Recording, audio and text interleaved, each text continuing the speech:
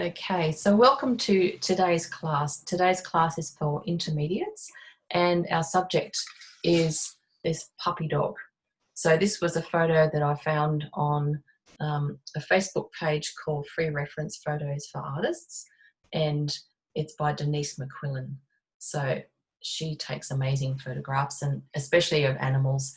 So it's usually a really good photo, and what I liked about this particular photo was the light and the dark, and actually the angle of the little dog's face as well. So you can see we've got quite a lot of light on the left hand side here, and that lovely little shine in his eye, and then all down on this side of the neck and the mouth is quite light, and then on the other side it gets a little darker. So whenever I'm looking for a reference photo of something to paint, I always try to find something that's got a really good contrast of light and dark, so that it just makes it a little bit more interesting, and it also gives us an opportunity to study tone. And you can see that in the black and white version here as well. So when you look at that, you can see how much white or light there is on the left hand side, and then on the other side and on the front here it's more mid-tones and more grey. So for me anyway, that's what makes something more interesting to paint, because we've got that nice contrast. So the first part of today's class, you can see I've picked out my paper colour for later. So this will be for the colour version that we do. It's a bluey green colour. So something in a mid-tone would be perfect for this. If you want to fill the background in afterwards with whatever you can see in here behind the dog, then feel free to do that, or just do a really nice gradient of something, which would also be lovely. But for this class, we'll just focus on doing the doggy onto whatever coloured paper you choose. But the first part, of course, is always our little sketch. And so let's get our art diaries or drawing paper out. So I just use a little book like this, and it keeps it all in one spot and nice and tidy. So that will be what I'm going to use to do my thumbnail drawing. And to do that today, we're going to just use charcoal. So we'll be referring to the black and white picture, because what we're looking for are the shapes and the tones. And you can see on the coloured version that I've got a grid line on here. So that's going to help us get the drawing right, get all the right bits into the right sections on your page, and then we'll focus on the tones with the charcoal. So we can refer to both images at this stage, the first part for the drawing with the grid, and then the second part for the tones with the charcoal. So I've got a little bit of charcoal here, and I've got a couple of pieces. So I like to use a couple of different sizes of charcoal. This one is a long thin piece, and that's good just for doing my lines and my grid lines and my outlines, and then the shorter piece I'll use to do some shading and blending. So I like to do a little thumbnail shape onto my page, so you can fill up your whole page if you like. This is designed to fit onto an A4, but I'm just going to draw in an A4 shape, something in about the right proportions. You can see I don't measure that because I'm just in relaxed mode at this stage, so I don't want to get too caught up in being too precise and getting everything, you know, measured up within a millimetre. We'll do that when we move on to the coloured version, of course, because we do want to get things right.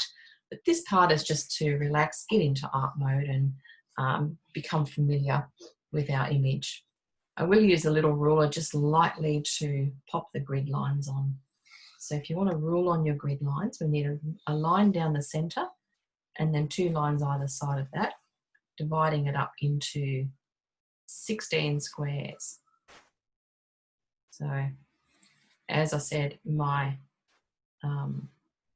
initial drawing is never exact, because it's really just a way to get familiar with my picture and to study the lines and the tones.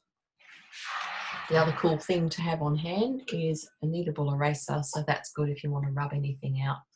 And this is a very dirty little one, but they're handy because you can pull it apart and break it off and use smaller segments and shape it to knead or erase things as you go. So based on my image, I'm going to start to draw up our doggy. And I'll start in the top left corner. So if we break this down into segments and just look at this top section, I can literally just draw in the lines that I see there. So the top of the ear comes down at around about just below the halfway mark inside that segment. So I'm going to draw a little shape like that. And that's just the edge of that ear that I can see inside this little 1/16 of a square. Then let's move over to the middle, and you can see the ear continues on into this little segment here, and then we've got the top of the head, which is on a slight angle.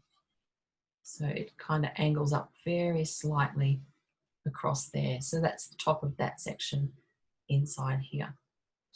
I'm going to move this over to the left. I'm just more used to having my picture on the left for some reason, probably because I'm left-handed. Okay, so now I'm looking at the top of the head that comes across into this little segment here, and I can sort of see that that comes across about probably 1/3 of the way into this section. And then we've got the edge that comes up, and then we run across the top, and that's the top of the other ear. So when you break this down into segments and just look at each little squared off area, it's a lot easier just to get your drawing and your lines in the right spot. So I'm just doing the edge of the ear on the top right segment now, and then I'm going to bring my line down through into this next row. So the next row underneath. So initially it looks just a bit odd, you've just got a strange outline, but that's all we need to work with at the moment. So what we're doing is just looking at the outline of the dog and drawing in the edges of everything. Okay, so there's a funny little curvy bit just here under the ear, probably gone a bit low there, inside that segment. So that's where the ear comes down and then back up. And then we've got the side of the face, and it comes into this segment here on the right. So second row down, furthest right segment, we've got this little face that just comes out just about that far, and then almost back in and down into the next segment. So I find this way of drawing is the best. If you're drawing from a reference photo, if you put a grid on it and then use the grid just to refer to get all your bits and pieces in the right place, it really does make the drawing so much easier. So I've just come down here now around the nose area, and again I'm just looking at the outline of the dog and putting in the shapes that I can see. So there's a funny little shape here around the edge of his mouth, and then it kind of dips in where the tongue is, and then we come down and we've got a little round bit that kind of comes across into this segment here. There we go. So that's nearly all of his face done. So weird shapes, I know. What we'll do is we'll do the rest of the face. So we'll keep running around here, around the edge of the mouth and up into the cheek side, and then up, and we'll join up with the ear on the other side now. So we're just going to keep running around with that. So I've got this bit here, and then that comes across there. It's almost like a jigsaw puzzle, isn't it? Just putting all the pieces in. That goes to about halfway up, too far. So I love the grid, honestly. You think, you put a line in, you think, oh yeah, and then you look at the grid and figure out where it sits within the grid and realise that it should be higher or lower or further in or whatever. But it's just such a great tool for drawing. Okay. And now I'm just going to join up the top of his head as well. So you can see the top of the head rounds down like this. And then we've got the side of the face down through there. So that's essentially the shape of the head without any detail like the nose and the eyes and so forth. Okay, and then we've got the ear. So that little ear comes up here and then it kind of folds down, doesn't it? So I've got that lovely little floppy ear. Comes down to there. Lovely. And when you look at the ear here, you can see that the dark area underneath has shadow. So when we come back to that, or even if you want to now, you could darken that off in there, because that's telling us that it's the underside of the ear. So it's got to be darker because there's shadow in there. Something like that. All right. And while we're on to ears, why not pop over to the other ear and do the same thing there. So you can see the edge of that ear pops up to the top here, and then it goes down. And then we've got the shape of the face that runs around there. So again, it's darker under here where the fold is of the ear, inside. So we're just slowly putting in all the little bits of lines now and detail, and that will, place the eyes and nose and so forth. And then we can do a little bit of shading, and then we'll get onto the colour version. All right, so now we've got the ears in place. Let's have a look at these eyes. So you can see the eye on the right-hand side in the picture, because of the angle of the face, it looks a bit smaller than the one on the left. So let's figure out where this right-hand eye sits inside this grid area. So I would say that it sits about, I think the top of the eye starts at about a third of the way down inside this grid. So if we break that up into thirds, you can just do that visually, about like that. So let's say that's a third and that's a third.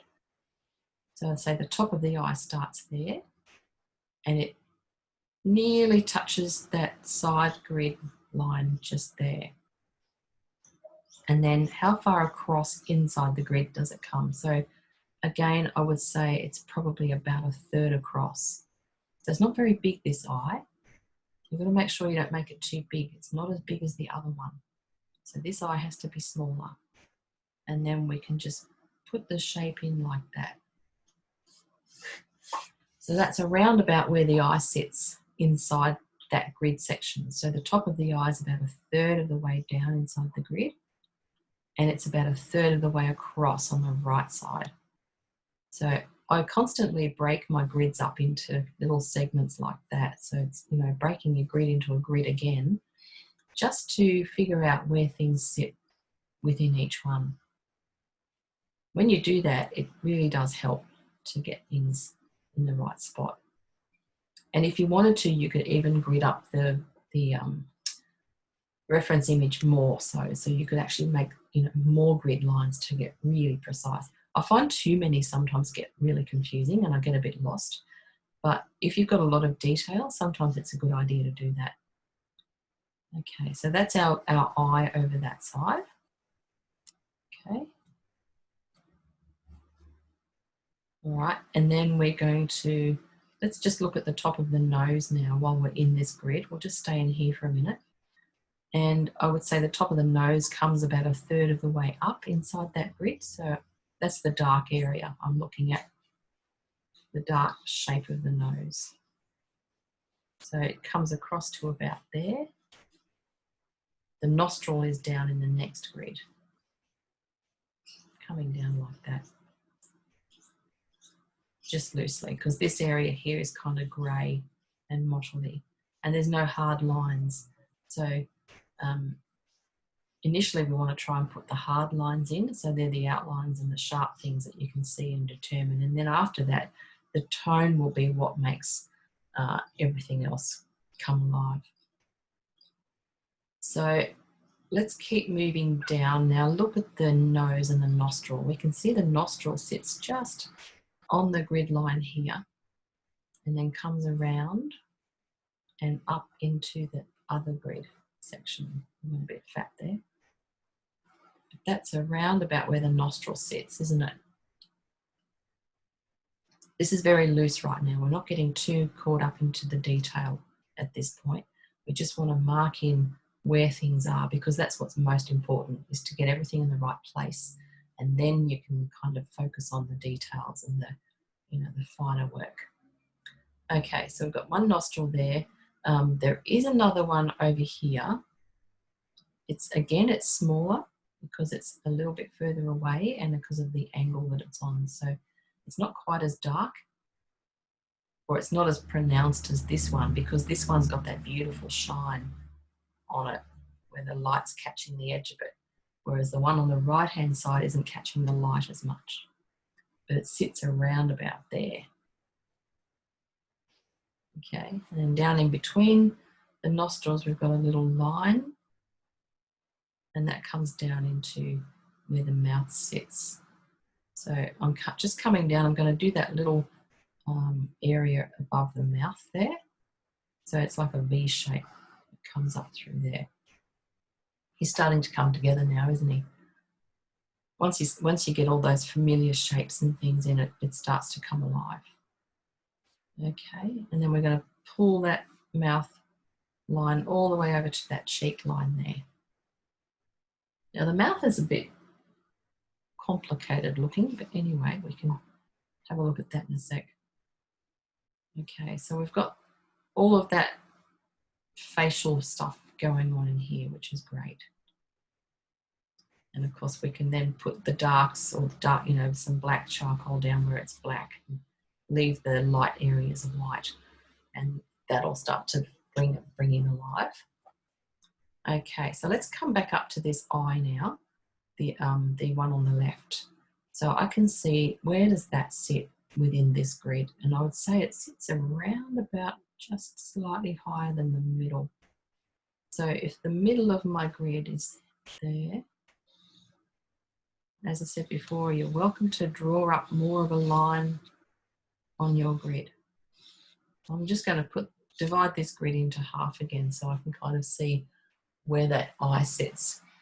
And if I do the same over here, this is all freehand, by the way, so I'm not really measuring very specifically. But having put that extra little grid into that grid section there, I can now figure out that the eye sits just below the halfway mark, so about just below there, and it sits about that far down inside the grid.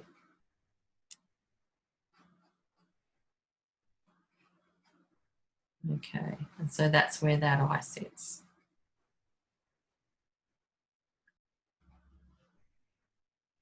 So it is a little bit bigger than the other eye because it's closer to us and because of the turn of the face. Okay, so that's where that one is. And now we've got that in place. We've got the side of the face done, the ears done, and then we've got to just do the edge of the neck. So see, the edge of the neck comes out here. That's the white part of the neck. And you can see it comes down there, but then we can see a little bit of his back as well. So that comes across through there. And then we come down into what is his collar. So the collar comes down and then it gets lost underneath the mouth and tongue on the right-hand side there. You can see where the collar sits, comes around like this.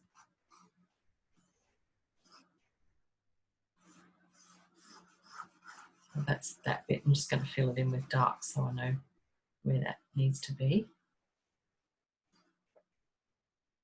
And then you can see it's kind of faded off and it's softened off and a bit blurred, but you can see his other shoulder or the edge of him on the right-hand side just in here.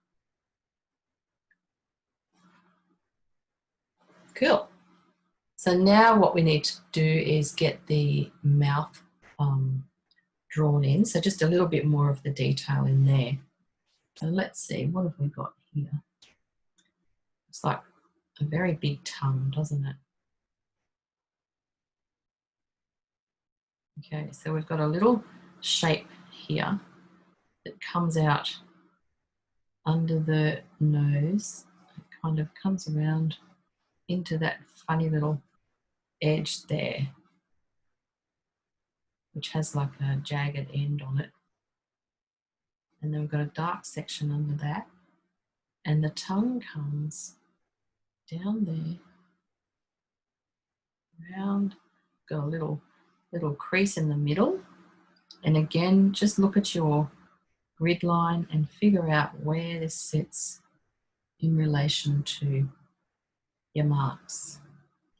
And over this side, I don't have a dog like this, and so I've never really studied what this might be, but it just looks like a bunch of pink and white marks to me. So I'm just going to make that what they are, pink and white marks. And then we've got a lovely little crease in the tongue, which comes up on a slight angle through there. And then, of course, once we darken off where it's darkest and get some tone in there, this will start to make a bit more sense. But essentially, that's the main drawing. So that's the main line work that we need to have in place. And what you want to do now is just be double checking that to make sure that everything's in the right spot. So just double check that you've got all your grid lines and that everything, you know, sits at the right distance from the grid lines and from each other. You know, making sure. I'm just going to have a look at this eye. The top of the eyes, I'm just having a look at the angle of the tops of the eyes to make sure that I've got mine on a bit of an angle. No, I haven't. Okay, so what I'm thinking is, even though the grid says otherwise, I think this eye is going to be higher. This eye needs to be a little higher, the one on the right. So checking things like that too is really important when you're doing this sort of thing. So for instance, you know, you can look at the eyes and I have somehow put them, oh, it is a little higher. Yeah, so I have got a bit of an angle there. So that's what you need. A bit of an angle. Still.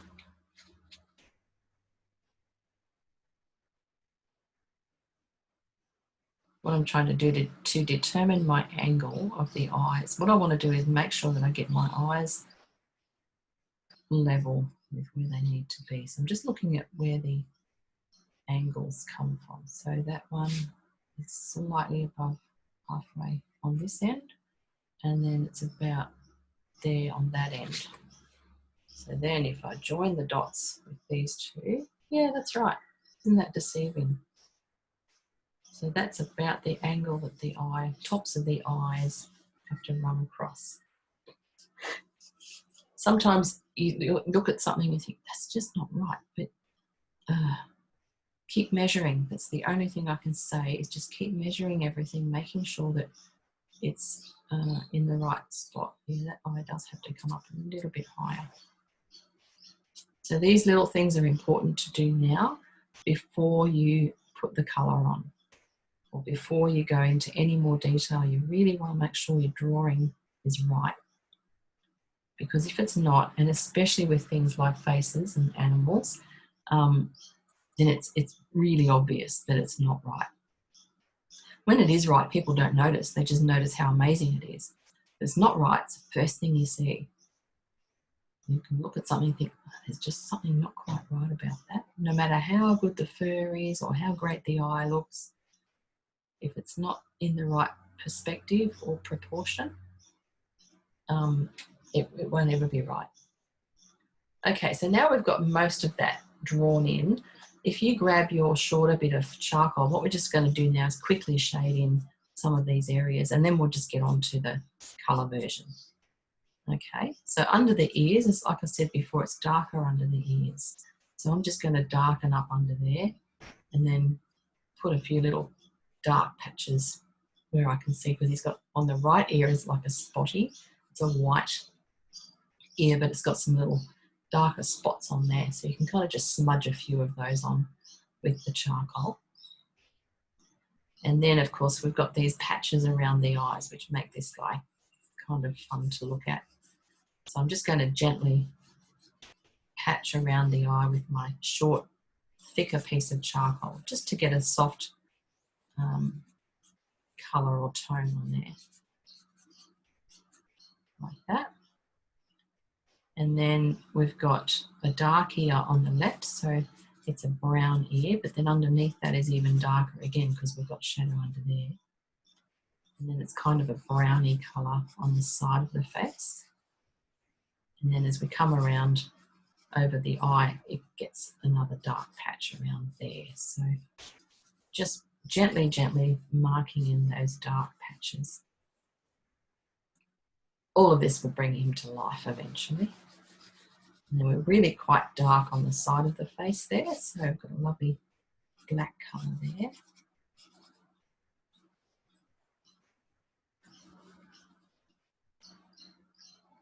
So that's him there. And then the nose is dark as well. So I'm just going to darken that off a little bit with some charcoal. And make it a little darker in the middle and off to the right side, because that's where it's not catching as much light. You can smudge it with your fingers if you want to push the charcoal in a little bit more. I've also got a little crease on the top of the head there that I missed before, so we can pop that in. So it's a nice little crease. And there's a couple of little creases going crossways as well. So he's coming to life, slowly but surely. Then inside the mouth, so under the nose and on the tongue, right there, it's quite black in there because it's back inside and it's got shadow. I'm just going to darken that off and then shade in the tongue as well, because the tongue is a mid-tone, so we don't want to leave that white. And then we've got the little crease down the middle of the tongue, so you can make that a darker line. We're just doing this roughly at the moment. This is just a little practice run, and then we'll move on and do the colour version in a minute and get that one drawn up as well, which will be a similar process to this. So I'm just darkening in around beneath the tongue, around the edge of the mouth there, making all of that nice and dark through there.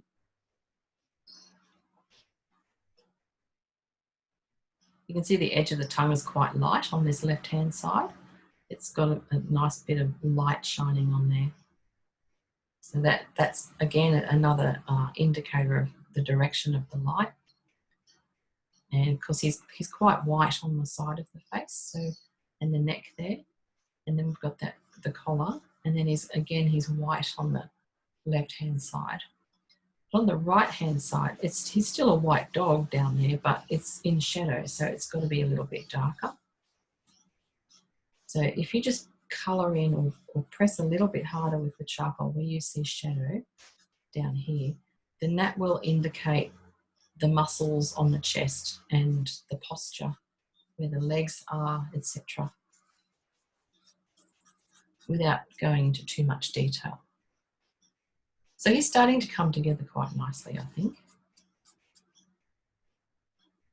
And so that is the beginnings of a drawing. And as I said earlier, this was just a little practice run. It's just a way to get familiar with the picture, to get to know it, so that when we go and draw it again now, you've already had a little rehearsal. So you've got a bit of an idea of where things are and how that needs to look. And you can put a bit of detail on the collar if you want to.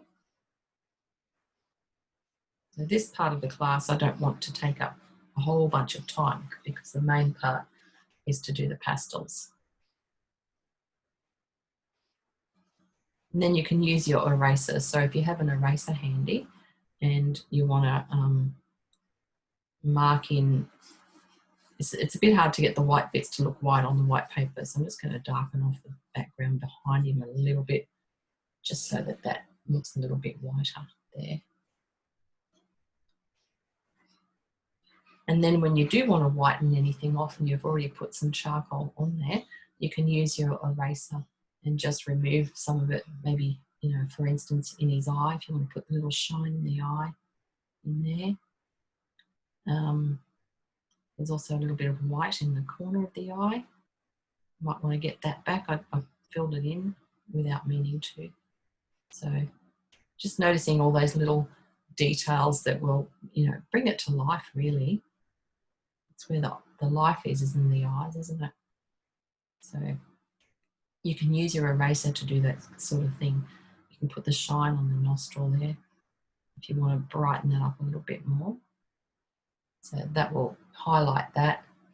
You can even highlight, you know, the edge of the mouth or the edge of the tongue if you've filled in too much of that, maybe.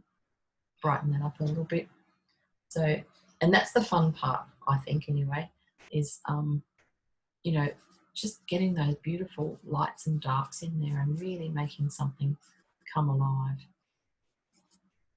All right. So that will do for our sketch for today. If you really love working with charcoal, you might want to come back to this and, you know, finish him off later. Just realised I've gone a bit wide there. So a little narrower here, just in the face. Little things like that make a huge difference.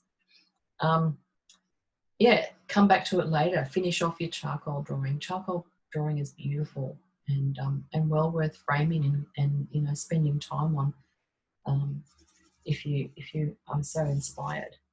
But let's get on to our colour version today. So what we're going to do is draw this up all over again onto our pastel paper and then start doing it in colour.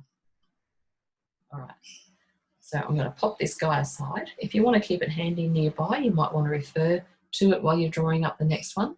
Sometimes it's good to have your drawing, you know, handy so you can kind of remember what you just did, so you can do it all over again. Okay, so I'm going to put that away. And I've chosen, as I said earlier, this bluey colour, only because I would have preferred something a little darker, but the next darkest one I have in my drawer is black, so obviously I need to buy some more paper. But I thought the blue might be fine because I can get white to stand out on it. Okay, so white I can see on it, and I'll be able to see my darks as well. So I figured a mid-tone kind of paper is perfect for this if I'm not going to fill the background in. If you don't have a mid-tone paper and you do want to fill the background in, then you know that would be nice as a gradient or something to put in as a background later on if you wanted to. There's some really nice colours in through there actually. There's lots of lovely browns and things. So your background can be anything. You can leave it undone, you can fill it up with trees or bushes or, you know, whatever you like, really. But for today we're going to leave it, and if you have time later on you can do that after the class. So what we want to do is find a board, and that's my little drawing board that I like to stick my paper onto. I've got to get it out of here from last week's class.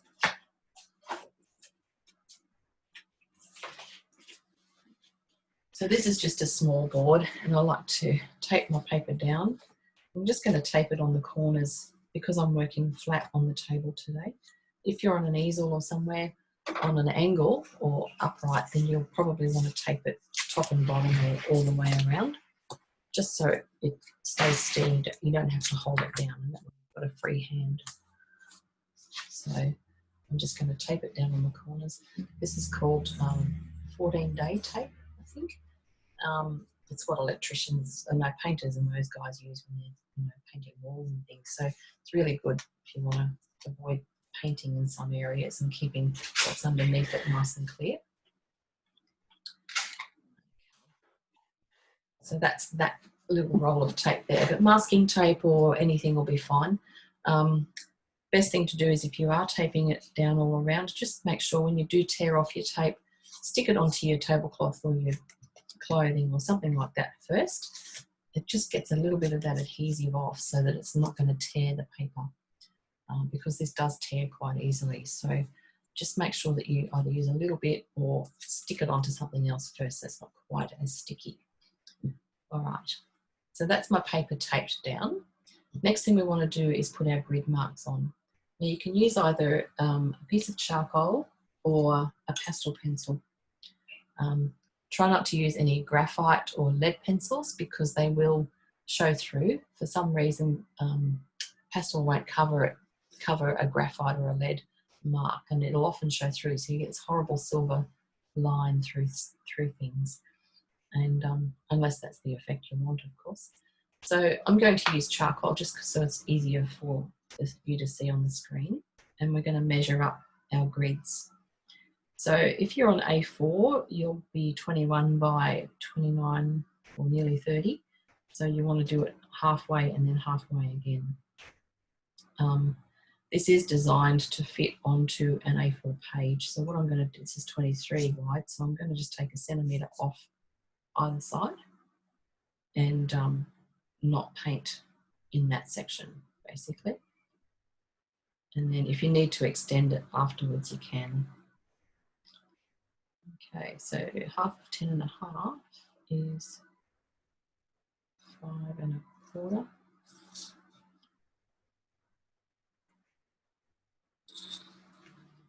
So just 1 centimetre either side to make that 21. And then find your halfway line.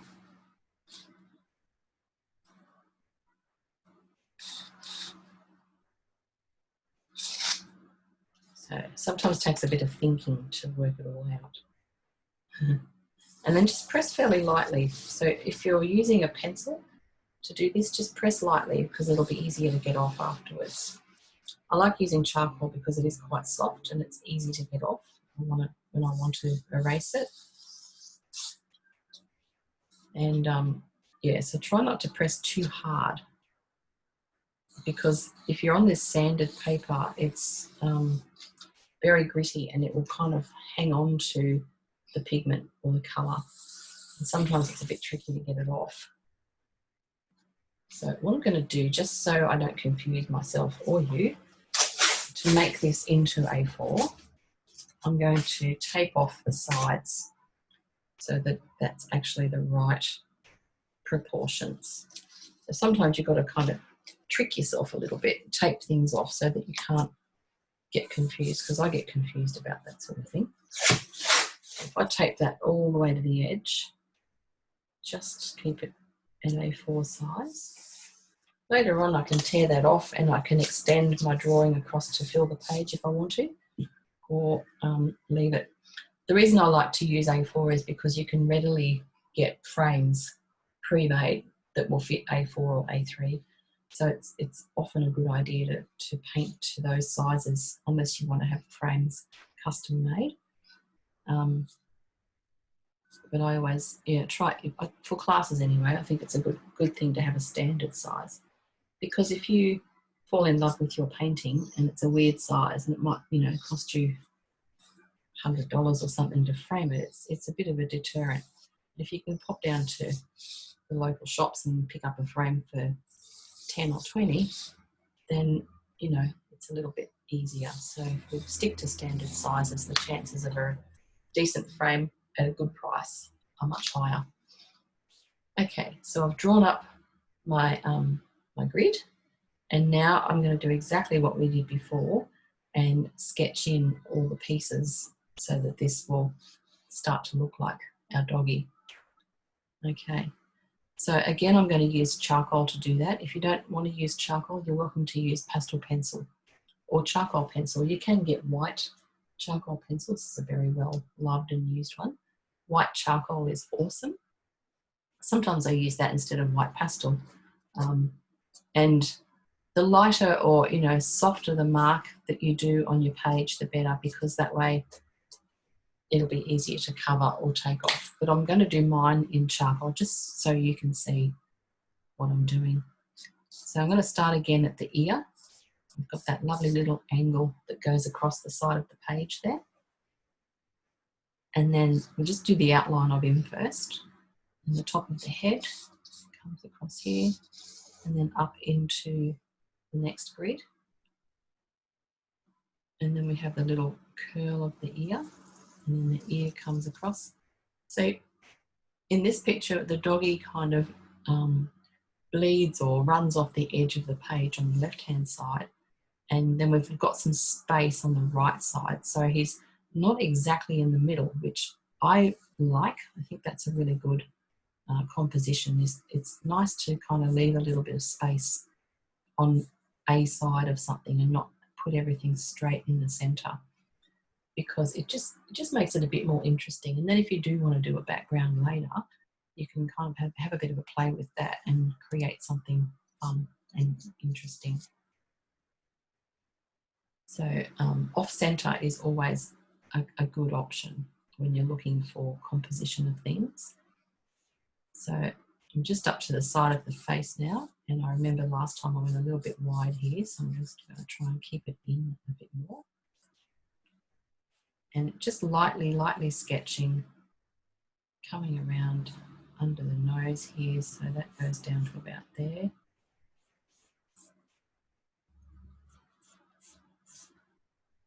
So again, just following those outlines around the edges. Tape sticking to my arm. Okay, so that's basically the nose or the muzzle area, top of it. But the little V that comes up towards the nose section, down there and around, up through there. And then that area gets a little bit lost off into the shadows and stuff over here. But what I can do is come back with that line and then come up through here to get the edge of the face. And the side of the face has a little dip in here. Far over am I? Too far. Back.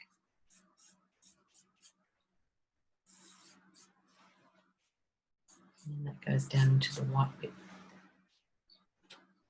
And then I can kind of continue on the left-hand ear, just continue that head shape around there, so that all kind of joins up through there, and then get the ear coming down there onto the side.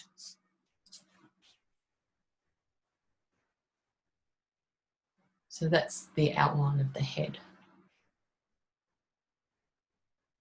And then we'll just pop the edge of the body in. So again, just looking at your grid line, figuring out where things are, and then getting the edge of the doggo down through here.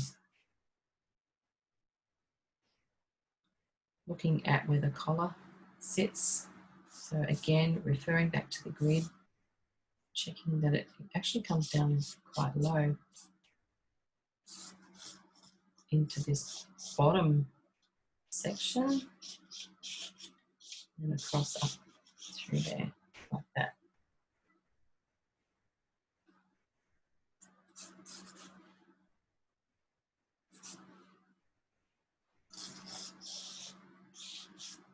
I would have put the collar up higher, only I can see on the grid that it actually comes down into this bit here. So that's when the grid comes in really handy, because you can, you know, put it in according to that. It's all about the measurements. And then we'll come back to the side of the mouth and get that in, and the tongue and everything. So that comes here. This funny little shape comes out here, and then down through there and around. And then we've got the bottom of the mouth, comes across through here and around there, top of this little grid, and then up to this edge here. So that's that outline of the dark area. Then we'll pop the tongue in. So the tongue sits down through there, and then it gets nearly to the edge, not quite, so we can still see the bottom of the mouth. And then the tongue comes across, and crosses up the edge of that grid there. And then we've got all that pink and white in here. And the centre of the tongue, the line of the tongue comes down through there. We've got that shape there. So that's starting to come together.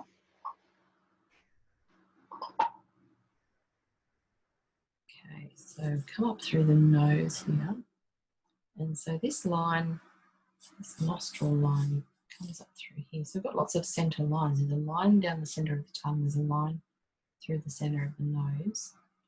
We've also got a little crease on the head that's not quite in the middle though. Kind of this section here. That's a nice little shadow, so that's going to give us some a good opportunity to put some shadow in there and make some form on the face.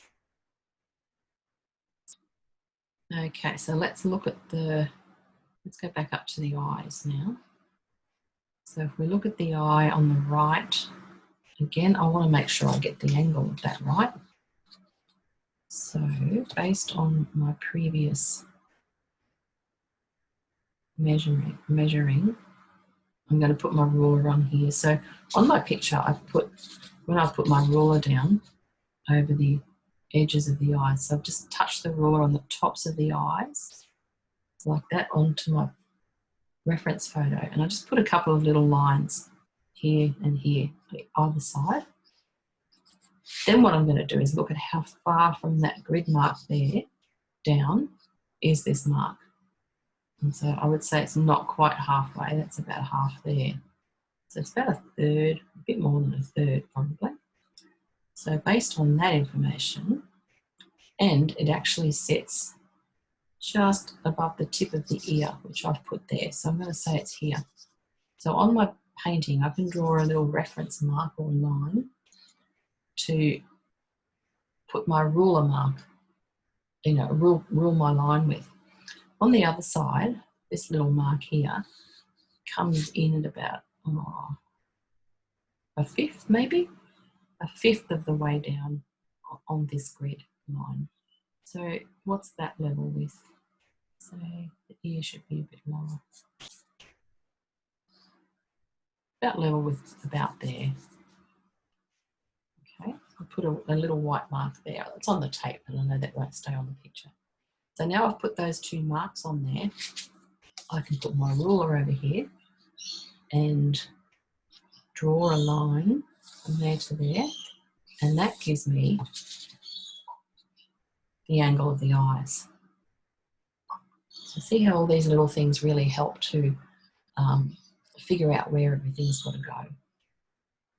So now I've got the angle of the eyes. I know that the top of this eye starts here on this line, and I can come in now and bring that down and draw it in here. Okay. So that's about where that eye sits. Could be a tiny bit too wide.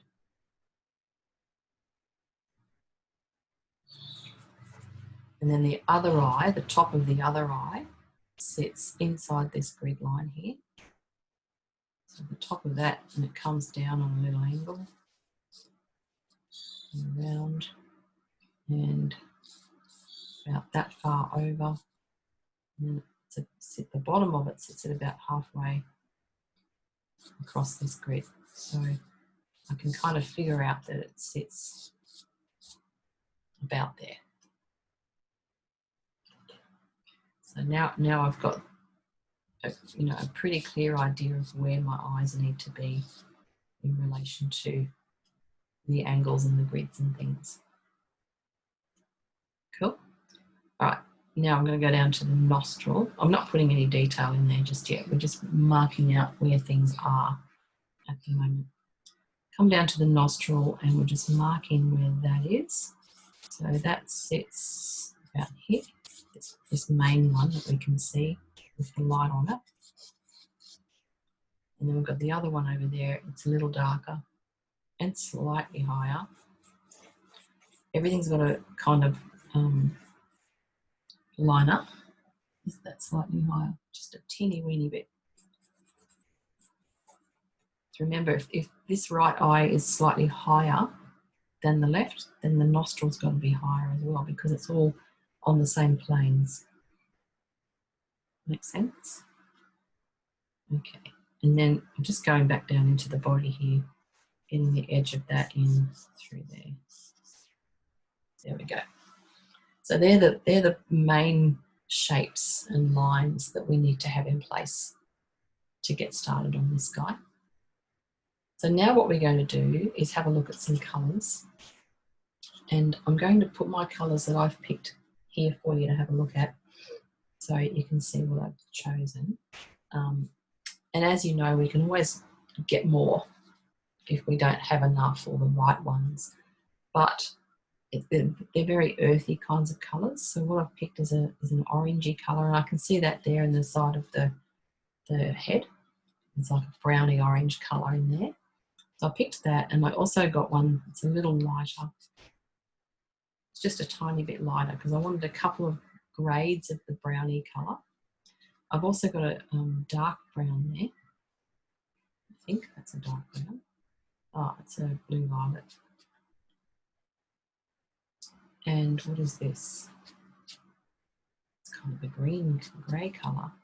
I can see quite a bit of grey in the doggy. I'll just get a bit of paper so I can draw swatches on it.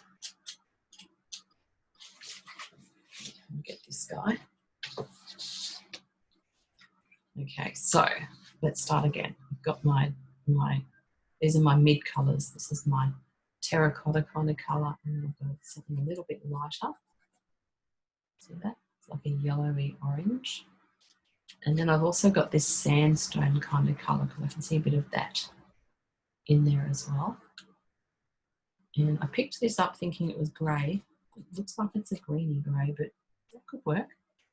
Probably will actually. It's quite nice. So I'm going to stick with that one.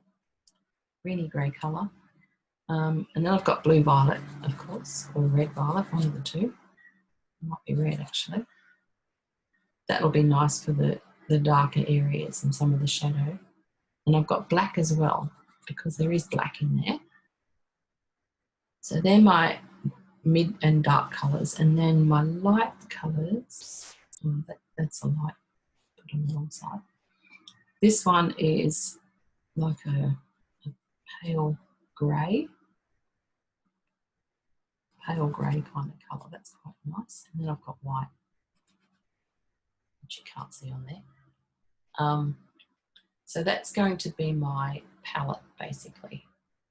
And of course, if we need to pick up any more, we can. I feel like I might have to go and get another grey, like somewhere in between this one and that one. So probably a mid grey. I might grab that and add it to the pile.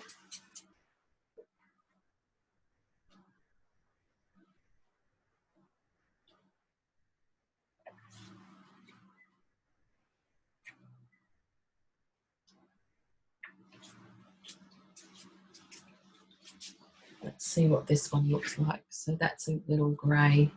Yeah, that's quite nice. So they're my colours, and that's what I thought I'll use for this guy. So what we're going to do, what I'll do now is take a little break. I'm going to get a cuppa. That will give you time to, if you haven't finished your drawing yet, to get that done, and also to pick out your colours. And I'll leave all this here so you can refer back to it while you're doing that. If you've got everything sorted, then grab yourself a cuppa and I'll come back in 8 minutes. So I'll see you shortly. All right, so let's get stuck into popping a bit of colour in here and blocking in some of the lights and the darks. So when I say blocking in, I mean literally just putting some of our dark colours in where you can see dark sections on the picture. So for instance, what I'm going to do is use my blue violet or red, whichever this one is. That'll be my dark, that's my shadow colour. And I know that if I need to go darker over that, I can. So I can actually put black in where I want to be even darker. But it's a lovely base to build up some shadows and to get some of the tones going on. So let's start with the ear and we'll work our way down. So the top of the ear is a brown. So I'm just going to put a little bit of this on, not too much because I want to come back over it with my brown. So what we're going to do is be pushing this in and blending it in so that it sticks to the paper, and then we can layer more colour over the top. So this is just the first layer. And I'm going to go dark under here because that's where the shadow is. under the ear. There's also a bit of dark. So now is the time when you want to be looking at the black and white version as well, because that's going to help us find all the dark sections. I forgot to draw in that bit of the ear over there. Sorry. So I'm just going to pop in the edge of the ear on this side.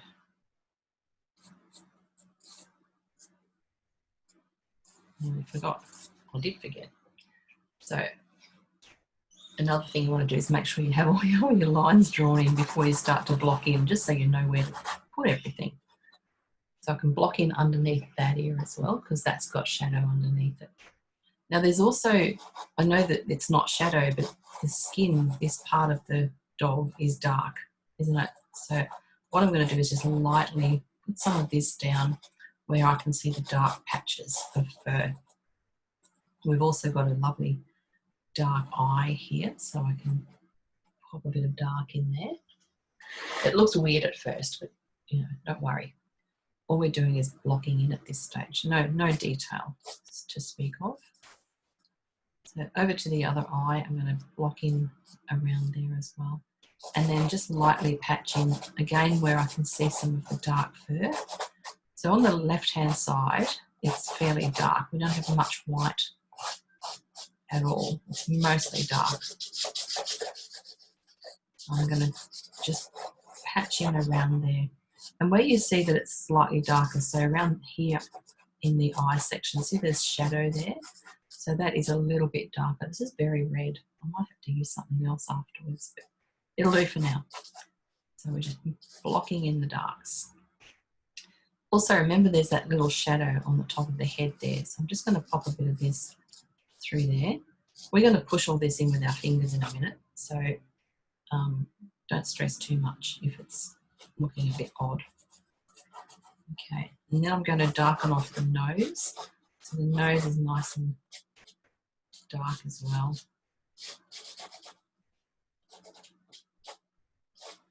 And inside the mouth, remember up under the nose between the mouth and the tongue is dark because that's got shadow on it. And around the edges of the mouth, so that black area that sort of outlines the mouth area, that darkening that off as well. Notice too the sharp lines. So for instance, on the left-hand side here, we've got a sharp line on the edge of the face because the face is dark and then the neck is white. And so you can see a very distinct hard line through there.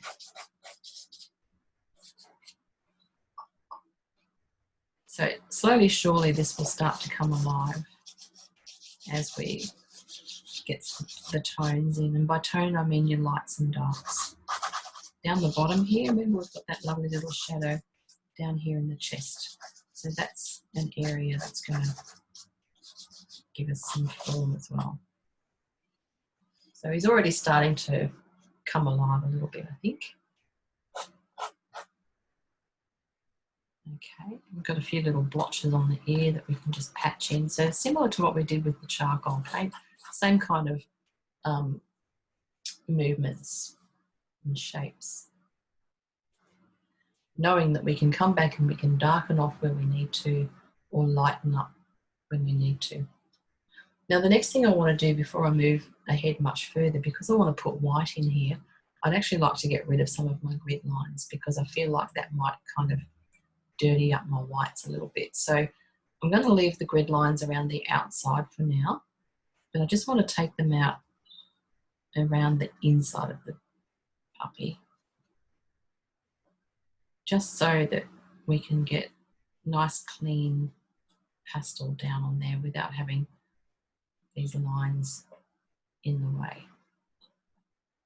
I mean, technically we'll probably end up pushing them all in and you won't see them anyway, but let's just fill them in a little anyhow. All right, so now we've got the darks patched in. Let's pop a bit of the colours in where you can see the colours. So I can see some of this brown on the left hand side of his head. So I just want to patch a bit of that in around here. What we're going to do is just put some colour on. Once we've got some colour over most of it, then we will push it in a little bit. So see over this side, there's all this lovely brown kind of colour. And there's a little bit of it on the other side as well, only it's darker or more grey because it's got no shine or light on it. So the light is coming from the left-hand side and it's shining on the left side of the dog. But even so, we still need to get some of this brown on both sides because that's what colour he is, essentially. He or she. So just patching a bit of the brown or terracotta kind of colour on there. And then where I can see it's a little lighter, so I've got my lighter orangey kind of colour. And I know he's not orange, but I personally like to use a bit of bright. Now, if that's not what you want to do, if you want to use realistic colours, then by all means pick up something that's maybe closer to the colour that you can see. But I quite like how the orange makes it shine a little bit, gives him a bit of a glow. I'm just noticing there's some shadow here on the nose. So when you're looking for shadow or trying to figure out what tones are where, you can always look at your black and white picture, and that will be really helpful to find where the lights and the darks are. Okay, I want to put the red of the tongue in, so I picked this pinky sort of colour from my tongue, not my tongue, his tongue. So I'm going to pop some of that down here. And just loosely, you don't have to press very hard, just put a little bit there. If you press lighter from the beginning and just put light layers down, then that's going to allow you more tooth in the paper to add extra colour as you go. If you have very creamy pastels and you layer it up really thickly, you'll find you won't get a lot of pastel on the paper. But if you kind of just put it down gently, a little bit here and there, and build it up, then you'll find that that's going to be more successful for you because you'll be able to add more layers. I've picked up my grey colour, so this is my mid-grey, and I'm just looking at the grey areas on him. So you can see on the right-hand side, remember we talked about the body of him down here, and it's kind of sort of blurred off and darkened off because it's further away and it's not catching the light. So what I want to do is get a bit of this grey down into there because that's where it's darker. And put a little bit of that around here as well.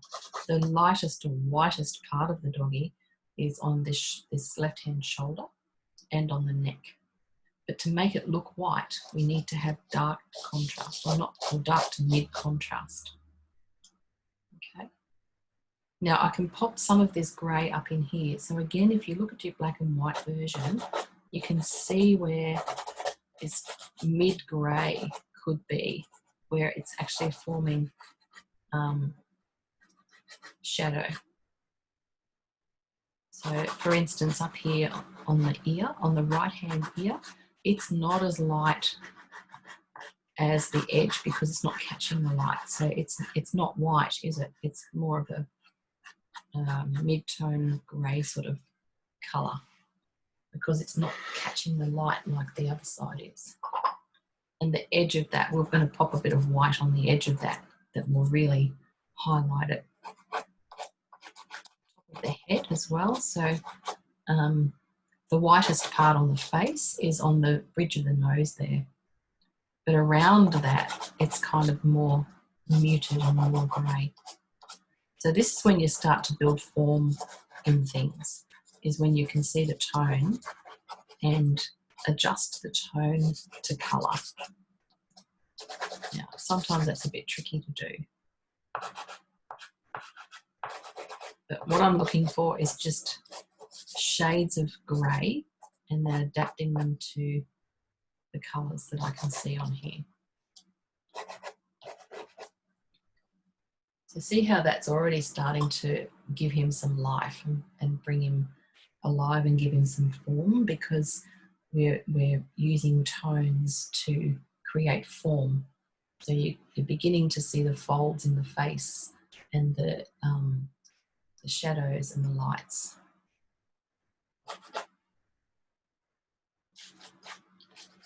Okay. So starting off with pastel, you kind of just want to go nice and loose.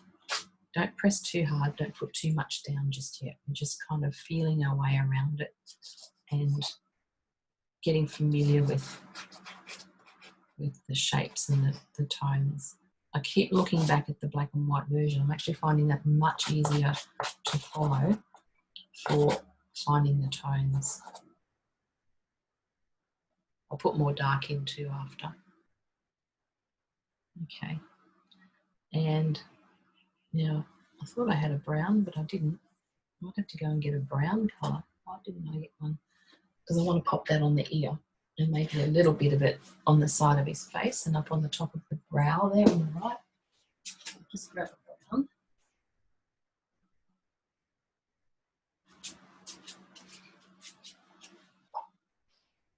Okay. So this doggy's fur, here's a nice brown. So I'm going to pop that on the ear. It's not very nice at all, actually. It's a bit hard.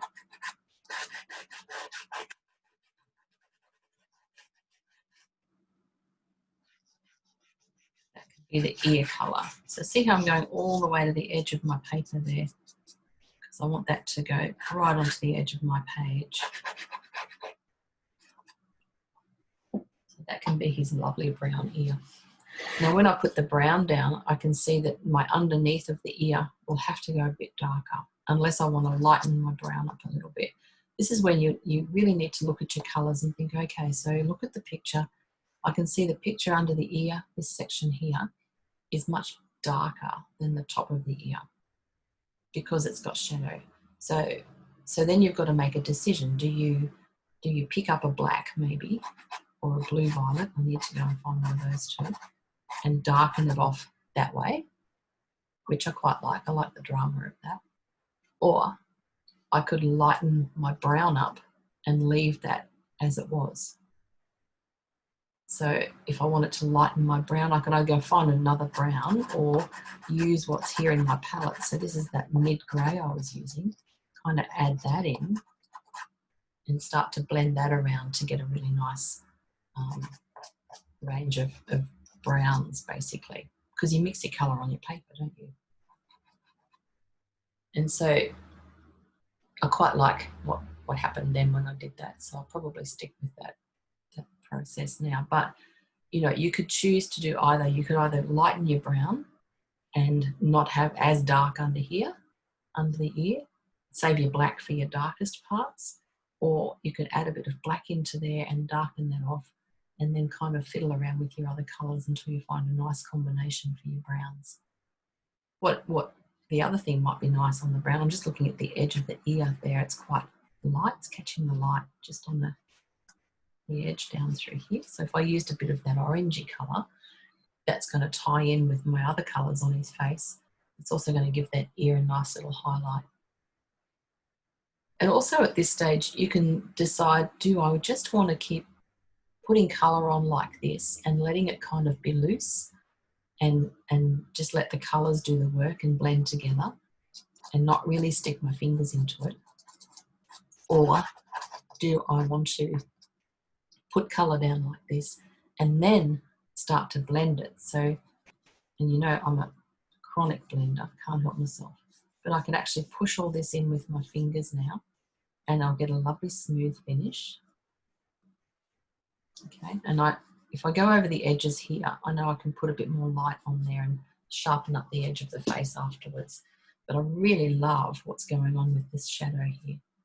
That's such a good, dark, rich, beautiful colour. That's really nice. I've got a bit of the dark still on my finger. And if you look at the picture, I can see across the top of the ear here is fairly dark as well. So I'm just going to use whatever's on my finger and start to blend that in as well. And then gently push all this colour in that I've popped onto the ear. So as you push it in and blend it around, it kind of merges and starts to get this beautiful, beautiful brownie kind of colour. And because I've got a little bit of light on the edge, it's starting to give me, you know, just a slight shine on the edge there that's catching the light. And then you can come back in and lighten it up even more. So see the tip of the ear down here is got a little bit of light catching on it because the light's on this side of the dog, so it's sort of reflecting off there. So I'm just using this warm grey kind of colour to lighten that up a little bit and to have some of the reflections on the edge of the ear. And then I can do the same sort of thing down the edge of the ear there. And just now I've blended that in, I can kind of just keep adding colour over the top and let the colour sit on the surface like that.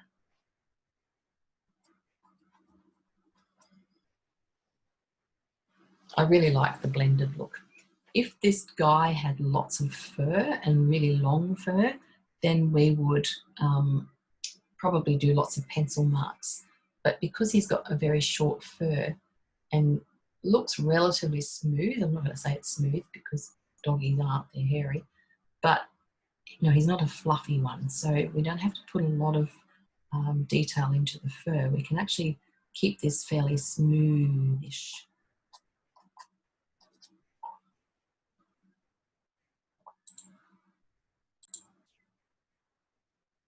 Okay, so we've just darkened off the top of the ear a tiny bit more, and I've just smudged my colour onto my background there.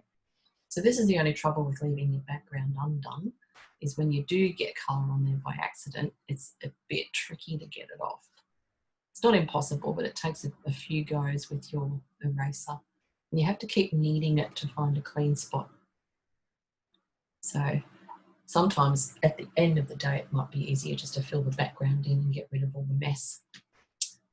Anyway, we'll see how we go. So I've lightened up the tip of the ear, just here, and across the edge of the ear there. And you can see now, hopefully that's starting to look like the light's hitting the tip and the edge of the ear. And then as it folds up towards the top, it's getting a little darker here. And then underneath, we've got all that lovely shadow. So it's coming together. I'm going to put a bit of this in here. So the fold of the ear too, notice that at the top right of that ear is a little lighter as well. It's not really bright, but you can see that that's slightly different colour, and it's just because the light's catching it. So the light is shining on this little bit here.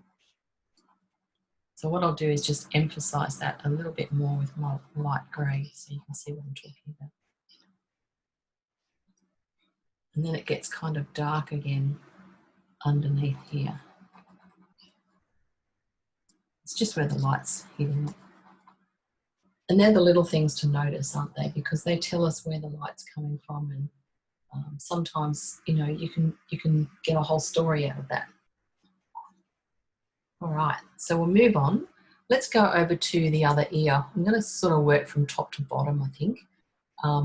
Now we've got most of our base colours in, so we can now start to kind of build up and get everything else happening. So that ear over there is an interesting colour. I did put that grey kind of colour on before. I feel like I need to add a little bit of this. It's a sort of a sandstone brown kind of colour. So I'm going to add that to what I've already had down there. And then I'll rub that in and then put a few of those little splotches on there, and then we'll add the highlight of the light onto the edge of his ear, because that's where the sun's hitting it, is on this top section here. First off though, we want to darken off underneath there, because that's far, far away and in the shadow, and it's easier to get in there now and then add the other stuff around it. So let's darken off in there. I've put a bit of black on that, and I'm just going to push it in with my fingers so that it gets nice and dark. Watch that little shape on the edge there too. It's hard to keep your shapes sometimes. So that's a nice dark shadow under there. And now I can build up the rest of the ear. So if you have a little cloth handy, you'll be able to wipe your fingers clean in between colours. And I don't have one that's wet, so I probably should go and do that. Anyway, yeah, have a little cloth that's wet on one end and dry on the other, and that way you can wipe your fingers nice and clean in between colours, because what you don't want to do is, you know, blend in something dark and then stick it in somewhere where you want light or white. Okay, so I've just pushed that colour in. Is that too light? Could be. I think it is. Now that I'm squinting at it, I feel like it's a little bit too light. So I'm going to add some of my brown over the top, just to brown or grey it off a little bit. Because even though this is a white ear, it's in shadow and it's kind of not a highlight. It's, you know, behind everything else. So we want to kind of make sure we don't make it too bright, because otherwise we won't know where the light's coming from. It'll look like the light is over there when it's actually not. It's on the edge of it, but it's not on that side of it. So I'm just going to quieten that down a little bit more. I might put a bit of this grey colour into it. I still want it to have a white look, but not be white. That makes sense. So this is a light grey, and I've just added that over the top. So the nice thing about doing this sort of thing with pastels is you can mix colours on the paper, you know, and just try different things and see what works.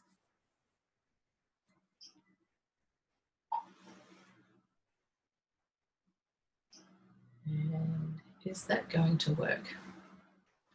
Is it, is it, is it? If I put this colour,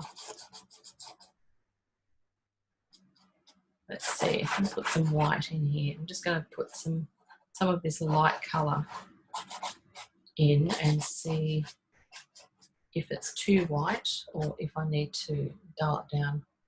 No, I think that'll be okay, because then if I put my actual white where it's lightest. So what I'm doing now is just experimenting. I'm just checking to see if my white is light enough, or do I need to dull down what I just used, so that when I do put my white on, it's going to glow more. Yeah, I think that's what we need to do. So I'm just going to use this mid-grey, this grey colour, where the shadowed white areas are, if that makes sense. So that's down here on the chest, it's up here on the head, it's underneath this, not in the shadow part of the ear, but between the ear and the eye, in that white-ish area there. So you just got to kind of figure out what colour is going to work to be that tone, basically, without being too much of a highlight, because I want to save my white for last, and I really want that to be on the parts that are the whitest. So that means all my other white parts that are not my whitest need to be duller than that. And so I think this grey is a good choice. I'm using the stick on its side because what I want to do is try and blend the colours that are already underneath there and push them around together and try to create a little bit of texture. Yeah, that'll work. So I'll go back up to the ear and finish that off before we move on.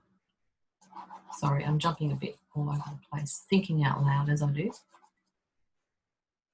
Okay, so the ear folds around and it's got this lovely little, these little like Dalmatian spots almost, aren't they? So I might just tip off some of my dust first. It's getting a bit full. I've got a little cloth here that I tip my dust off because I don't like to blow it everywhere. It's very messy. Okay. Yep. So what I want to do now is just put a few of these little spots in here. So I'm going to use my brown, see if that'll be dark enough. Might not be. I think I need a darker grey. Oh, there's that greeny grey had before. That might do it. Yeah, that's better. Okay. So that's the colour I'm going to use for those spots on the ear. And I might pop a bit of it just See on the underside of the ear too, you can see it sort of as the ear folds up from where the shadow is. It's got this grey kind of colour underneath and then down through the side there. And so the darkest shadow section is in the middle of that grey area. It's all a bit grey, isn't it? Yeah, cool. That's a good colour actually. It's a dark grey, almost got an olivey greeny tinge to it, but I quite like what that does. Because I don't want to use a black everywhere, because then you can't go any blacker. And when I want to, you know, maybe darken up the eyeball and the inside around the edge of the eye and inside the nostril, if I've already used black everywhere, I can't get any blacker. So you kind of limit yourself. So you've got to kind of think about that when you're putting your colours down. You know, how's this going to look? And does it work as a dark? I'll pop a bit of it over here too, this grey colour.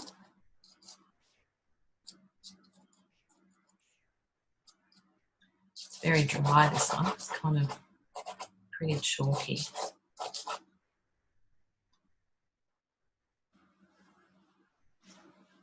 You might not want to use grey, you know, we've all got our own little preferences and things. So if that doesn't excite you, then you might want to pick a different colour. All right, so now I've got a bit of that spread around. I'm just spreading it around to see if I like it, if that's going to do what I need it to do. And I'm going to test it now with a bit of black just to see if my black is going to be darker enough. Yeah, that's good. So I can see that, yeah, I've still got room. I've left myself some room to go darker. And that's what I want. I'll make sure I get a really good dark in there. Yep, cool. Okay, so happy with those colours. So as you go, you might, you know, you find you've kind of been looking at colours and thinking, oh, I don't know if this one works or not. So you've got to keep reassessing and just testing, really. And if you don't want to test it on your actual painting, you can always test it on a spare bit of paper and just see what would work. All right, so down here on the ear, I'm just going to get back into this ear and clean up the edge a little bit. So I've blurred off my tip of my ear a bit too much and it's gone messy. And I've put those little splotches on and then I just dab them in with my fingers. So they're kind of gone all blurred now, which is what I want. I don't want them to dominate too much because that's not the feature. Okay. And then around the edge of the ear here, I'm going to use my eraser and try and get some of that mess off, or just tidy it up a little bit. You'll find your edges do get a bit messy because the pastels are so dusty, and it's not always easy to get a nice sharp corner or edge on there. So you can see in here I've got a lot of pastel on the paper and it's marking it. So I'm just going to try and get some of that off, clean it up a little bit. Different papers will behave differently as well. So that will do for now.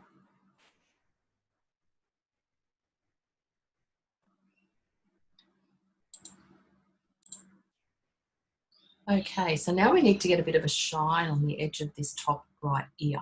See, there's a little white edge along here. So I'm using, this is my light grey. It's not my whitest yet. Like my black, I want to save my light for last. So I'm just going to put a bit of the light with my very pale grey just here to see how that looks. And try and get the edge of that light. There we go.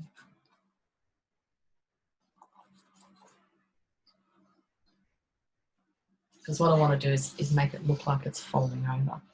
You can see up in the top right,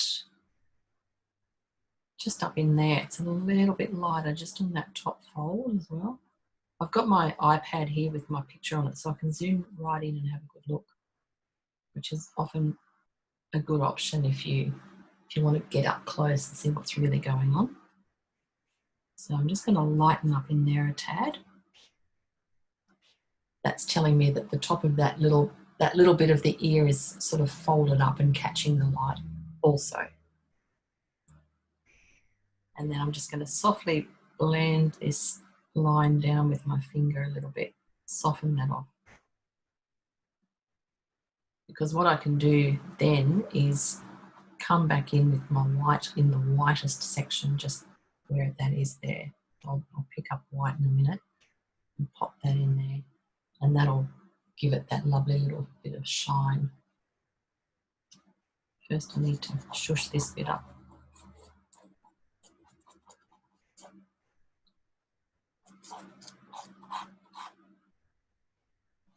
So if you didn't want to use the colours that are on the dog itself, you could do this in any colour combination you like, really. You know, I've got a lady that comes to classes and she loves purple, so she'll often use lots of purple for her, you know, her mids or her brights, and her art's very different, but it just makes it a little more interesting. And so I wouldn't call it realism, it's probably more abstract, but based on realism shapes. And it's often really interesting just watching what Sue does with her colours. She uses lots of reds and blues and things like that. So there's no reason, you know, you couldn't do the same thing. Just realised this little bit needs to come up higher here. So it needs to come all the way up to the top to make that ear look right. I'm just using my red violet again to darken off inside there again. And when I want to get really dark, I can just add a bit of black into the darkest section, which is just inside there. So even though that's all dark in there, there are still different tones of dark.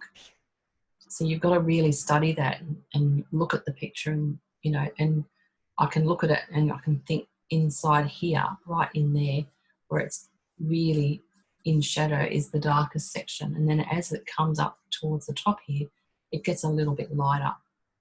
So it's still a dark tone, but it's not as dark as that bit, which is why it's good to keep your blacks or your really dark darks for your darkest areas. I keep saying dark like it's a thing, but it is. Yeah. Okay, so I've raised that little arc, which makes more sense now. And then I can add my little bit of white onto the edge here and just on the tip there. So that's now giving the ear a nice little shine or glow on the edge.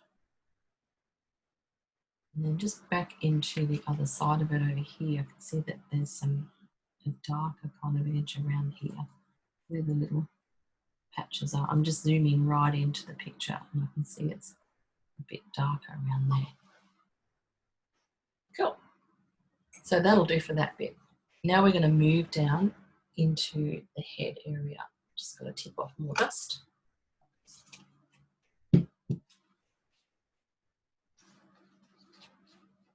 Okay, have a sip of coffee.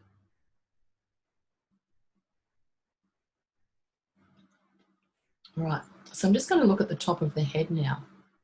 And as I said earlier before, there are a couple of little creases that run down through here. And they're just shadows. It's where the head kind of dips. You know those, I'm not even sure what this dog is called because I'm not very good at that stuff, but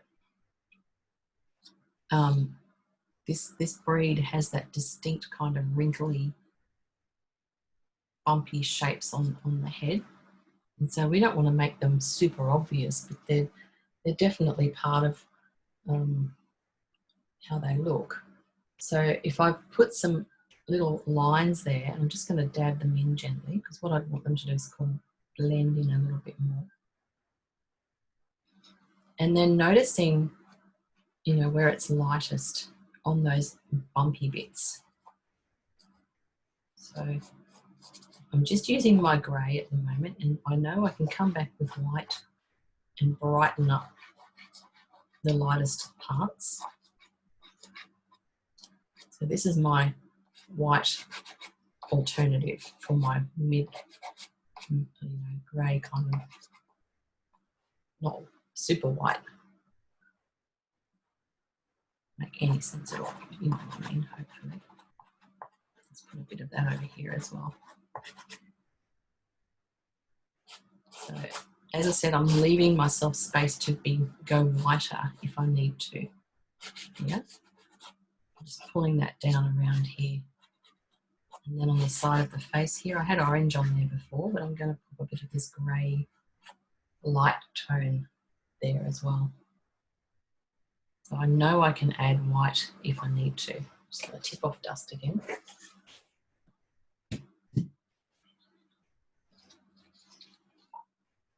Okay. So where we've got these little wrinkles and lines here, we're going to have a bit of a play with the lights. So what I've got is my light grey, my lighter grey, and I can pop that here.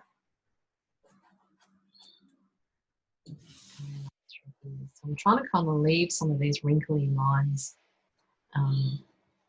undone so that they have a slightly darker tone and begin to look a lot more like bumps.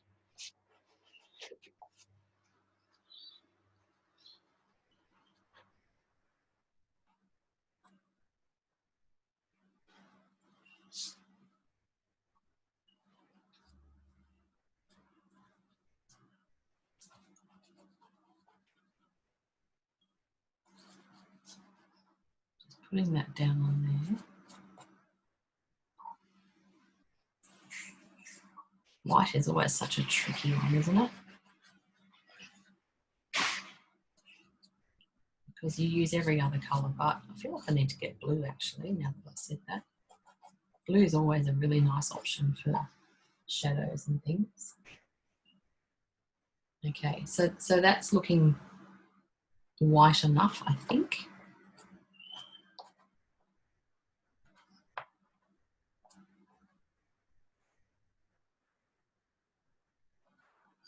Remembering this is not my whitest, so I've still left myself space to go whiter in the widest bits, like I've done on the ear there, on that top right ear. You can see how that white just kind of glows because it's brighter than anything else.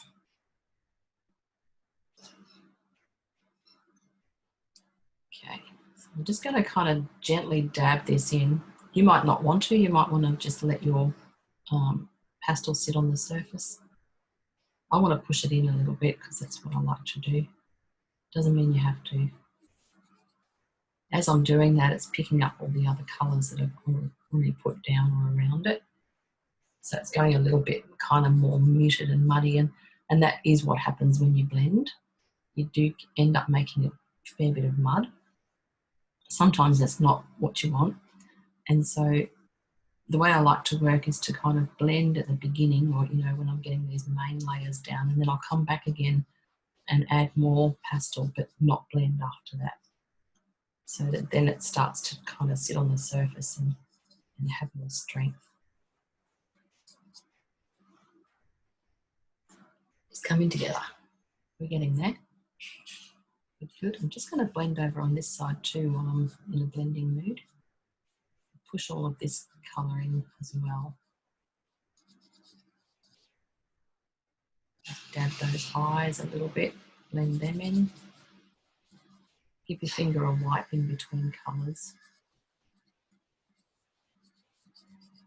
Okay.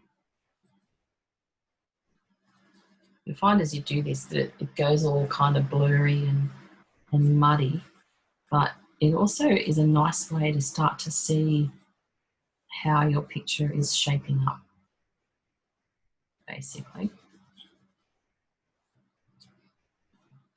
So I'm going to go all the way down. I'm going to push in the tongue as well, because now that we're starting to figure out the colours we need and get that sorted out, we can kind of push all this in, and then we can start working on the detail.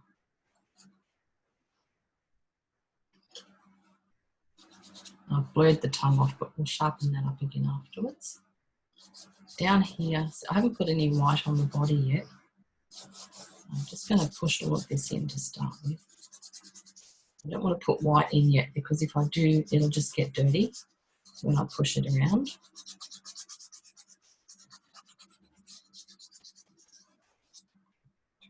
There we go. So now he's already starting to look pretty good. Pretty good.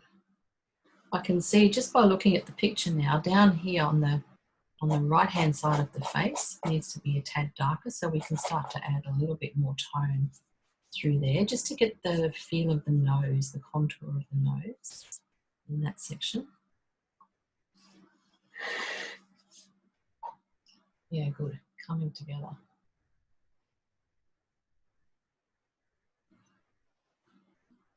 Okay, so now I'm going to add a bit more of this dark. Maybe I need to go darker with that. It's a little bit blacker, isn't it?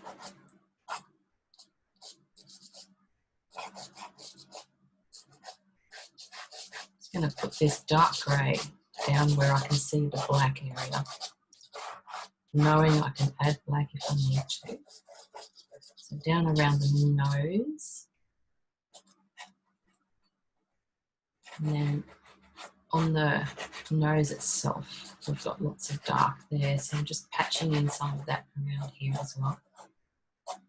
As it goes over to the right-hand side, there's a little bit less dark and it sort of fades off, and then over here on the left, it does the same thing. So the nose area is dark, and then we have a bit of a little bit of white or light patch through here, like freckles almost, and then it goes down into dark again. So see how I'm now still blocking in. I'm still blocking in my shapes and my colours, getting all of that in the right spot. So we'll just work on the head at the moment. We'll move down into the tongue and the mouth after this bit.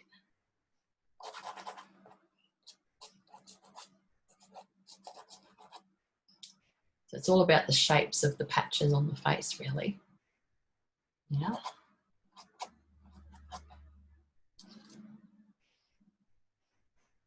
So what I'm going to do is just sort of push all of this in, because then I can start to build up a bit of contour within this grey area. I'm not too concerned about the eye, just, you know, blend it in a little bit, just as long as you know where it's got to be.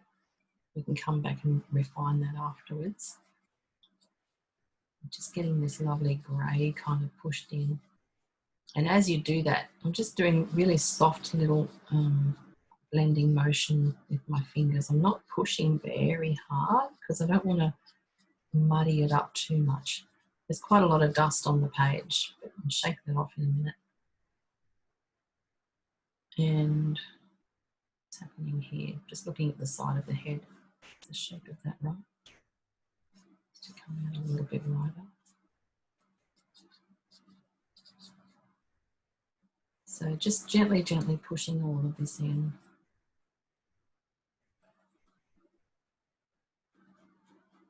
Pulling some shadow down there through the side of the nose on the right there, because that's, you know, the side that's not catching the light.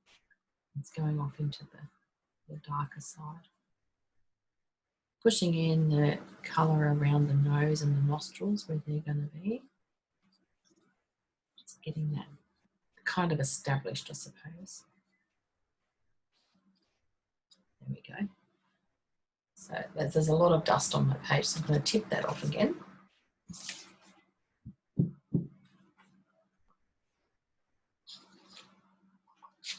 Okay, that's a nice foundation. Lovely, lovely to work on. So I can look at that and I can look at my reference photo and think, okay, so I'm just going to get back in onto this left-hand side here, because I can see that there's a little bit more light in here, because we've blended it in and kind of lost some of that. So I'm going to brighten that up a little bit. This is my light grey colour. I just want to kind of brighten that up a little bit more in there. And now I'm starting to I'm just going to start to let the pastel sit on the surface now, because I still want to get Even though this guy hasn't got long hairs, he has got hair, and we want to get a little bit of texture going on. So if you just rub the pastel over the surface, and if you're on this gritty, lovely gritty paper, then it should kind of start to get a nice little bit of texture to it.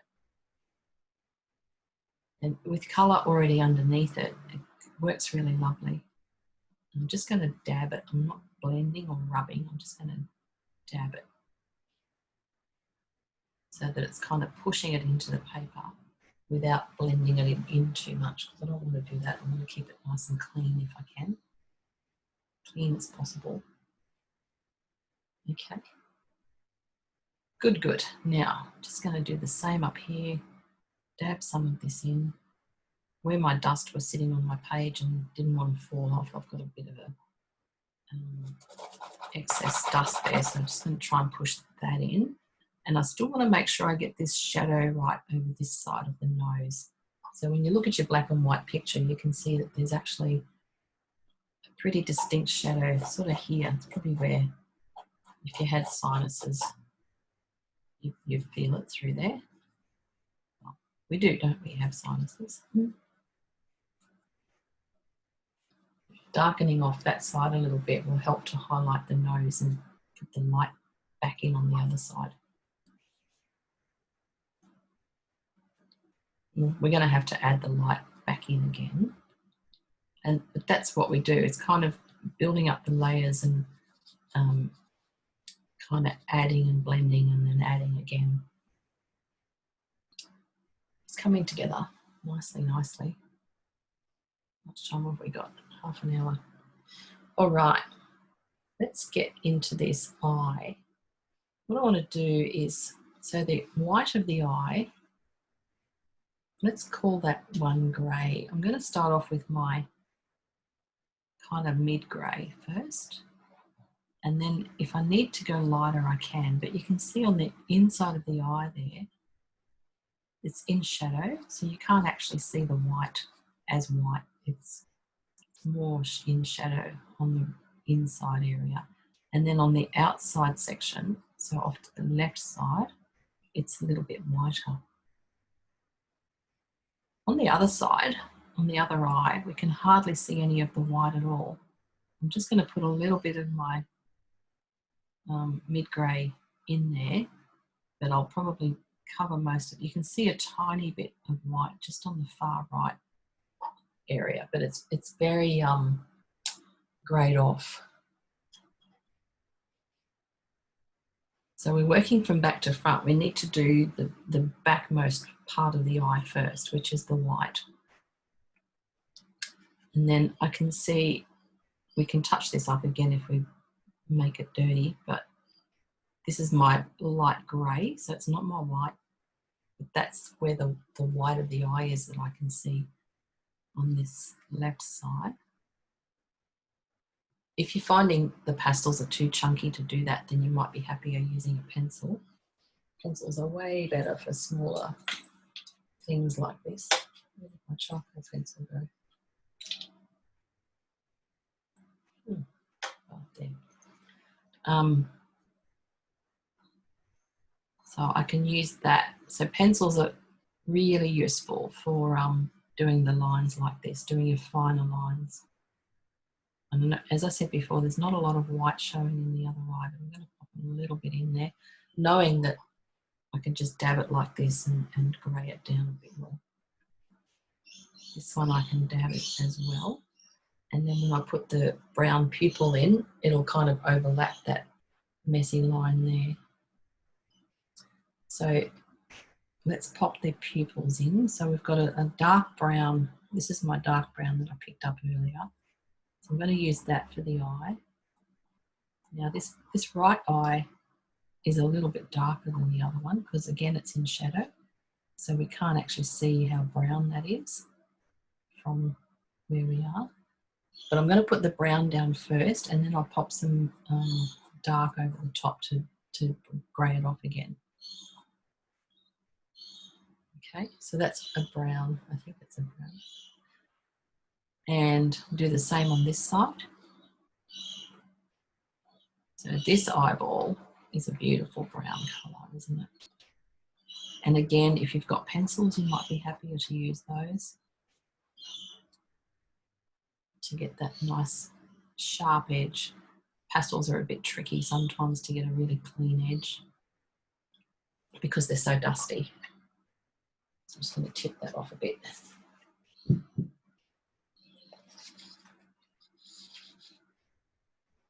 Okay, now I will clean that up a little bit with my pencil. So you can see around the outside of the brown iris that it's a little dark outline. So I'm going to just use my black pencil to draw around that and sort of just blend it in a little bit.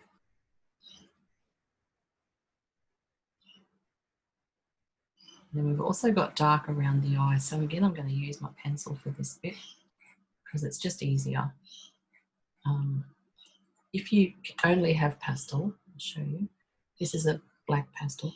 All you need to do is try and get the edge. So most pastels will have a little sharp edge that you can use like a pencil. So you can get a nice, usually try to get a nice sharp edge. So what I'm doing is putting some black across the top of the eye for the shadow, for the eyelid, and then a little bit black around the base as well, like eyeliner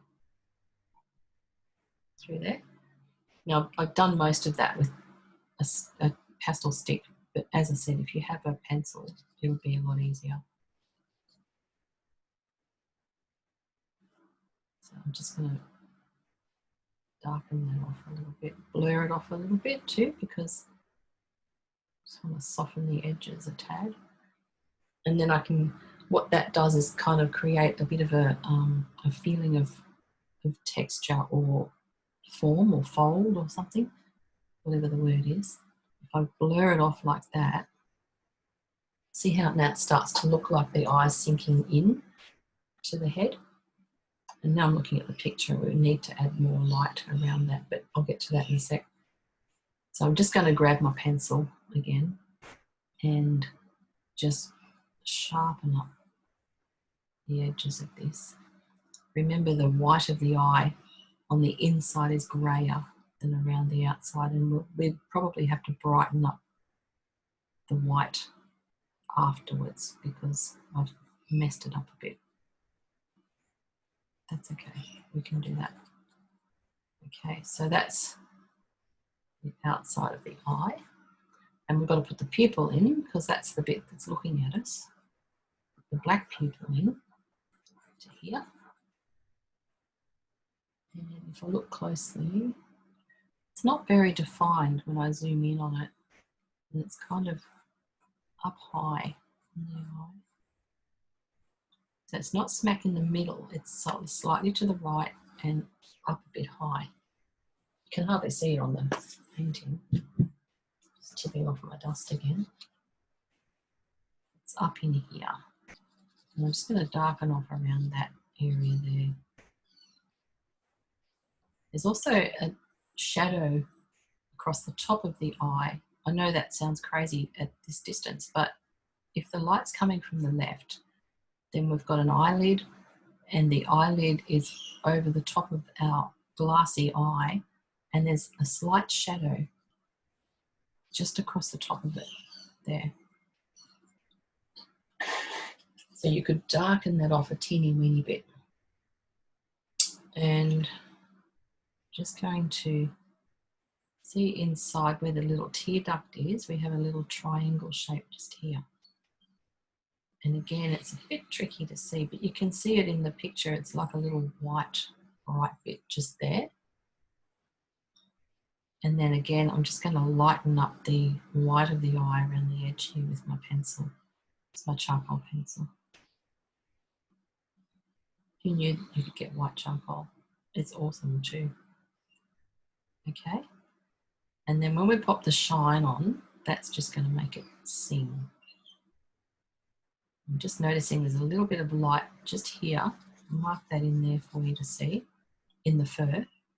And there's also light here around this bit because this part of the head is bulging out kind of, and it'll be catching the light.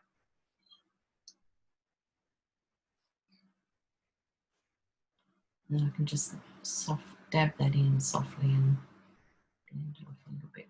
There we go. Cool, cool. And what I want to do now, I just want to make that pupil a little bit rounder through there.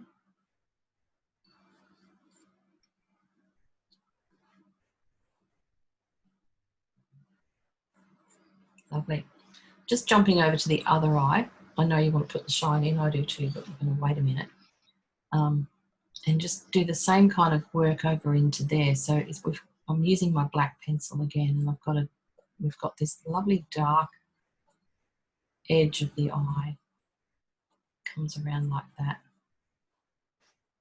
And then we've got the pupil in there as well, which is not as easy to see. It's kind of, the whole thing's quite dark, this eye. So you can kind of just put a bit of black over that, and then blacken up the edges a bit, because it's not in the sun or the light, so it's not as bright as the other one.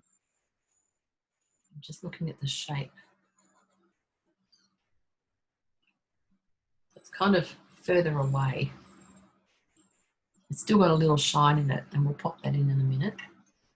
Just going to tip off my dust again.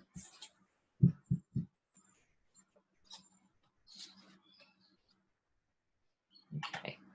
And then on the top of that eye over there, I'll just pick what colour is this, pale yellow or something, pencil. It's lighter just here, so see how it's starting to get a little bit lighter around that section there on the top of the eye. And then kind of got, what's going on, there's a little bit of light through here. We need to bring this eye alive as well, because it's, even though it's darker, it's still got to have some life in there. So what I'm doing is putting a little bit of light, pale yellow or whatever you have, just through there to give it a slight shine, because it does have a little shine in it. And then we've also got the white of the eye, which is, as I said earlier, it's not as light as the other one, but it is definitely there. So we need to make sure we put that in, and you have to kind of grey it off a little bit, I think. Just dab it a little and grey that off, because we don't want it to be too bright. I'm just running a bit of black over the top of it, really softly. So you can actually adjust how strong your colours are just by how hard you press on the paper. I'll darken this off again. Okay. And then, of course, we've got our little bits of shine in the eye. So on this far right eye, there's a little bit of a shine. It's just a very soft, blurry kind of shine there. It's obviously a reflection of whatever the dog's looking at. And then if you just press really hard and do a little dot, basically, hopefully you'll get a nice little shine in there. And you've just got to let the pastel sit on the surface and do its thing. If you push it in, it's going to lose its brightness. And I'm going to do that actually on this far right one, because I don't want that to be as bright as the other one. Okay, and then on this other eye, I'm going to put the shine on here. So I'm using pencil, but you can use it at the end of your pastel and just put a dot on there, and that'll bring him to life. That other eye's not looking quite right. I think it needs to be rounder. Maybe a bit darker, something.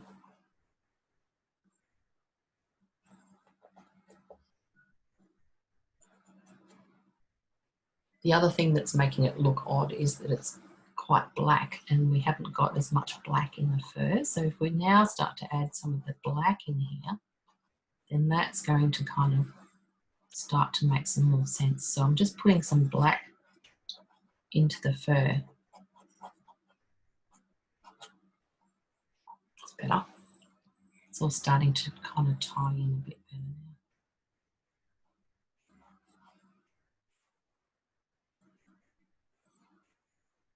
Cool, cool. And then more black on this side as well. So if you have a look at this one, you can see that there's more black fur, and it's blacker where it's got more shadow as well. And then it runs down through here.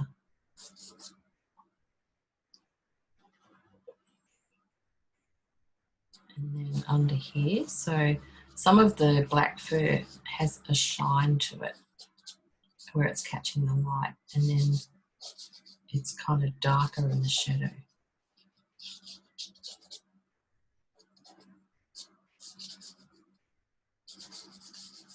So I'm just kind of putting some black over here softly, softly. I don't want to go too heavy, but I need to darken it up a little bit just to give him a bit more body or volume or something. And I also need to fix this eye too because it's slightly too much here.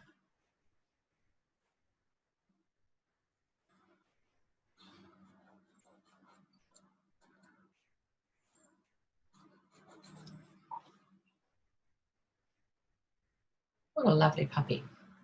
Okay, so let's just blacken up some of the dark spots. And as I said earlier, the harder you press, the darker it gets. And then if you just press lightly, and then it won't be quite as dark. You just want to darken this up in a few spots. And if you use your pastel and kind of wipe it across to get some texture, and just let it sit on the top. So we don't want to be blending anymore. We'll try and stop the blending now and let the pastel sit on the paper, do its thing. Lovely. So we'll move down to the nose area, and remember we've got this beautiful big black nostril here. I'm going to do a nice big round section for that one, and then the other one's over here, but it's not quite as large. I'm also going to black up some of the nose area too, because I want to make sure we get a nice range of tones through there that's going to help to darken it off a little bit.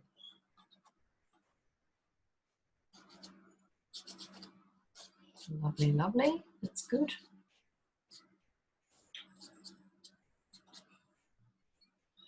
Okay, so he's coming together nicely. That's good. Just need to fix this up a little bit here. Okay, now I've got my dark grey, so I'm just going to start to push a bit of that around as well with the black, just to mute it down a little bit and kind of merge them together. It's very scratchy, this one. Some pastels are really dry, and you'll find that they kind of scratch the paper a little bit, and then other ones are really creamy and kind of more like butter. They've all got their purposes. So your lighter ones, or your scratchier ones, will you can get more of those onto the paper, and then the creamy ones you'll find you'll be able to get less on. I'm just popping a bit of my lighter grey on that side there.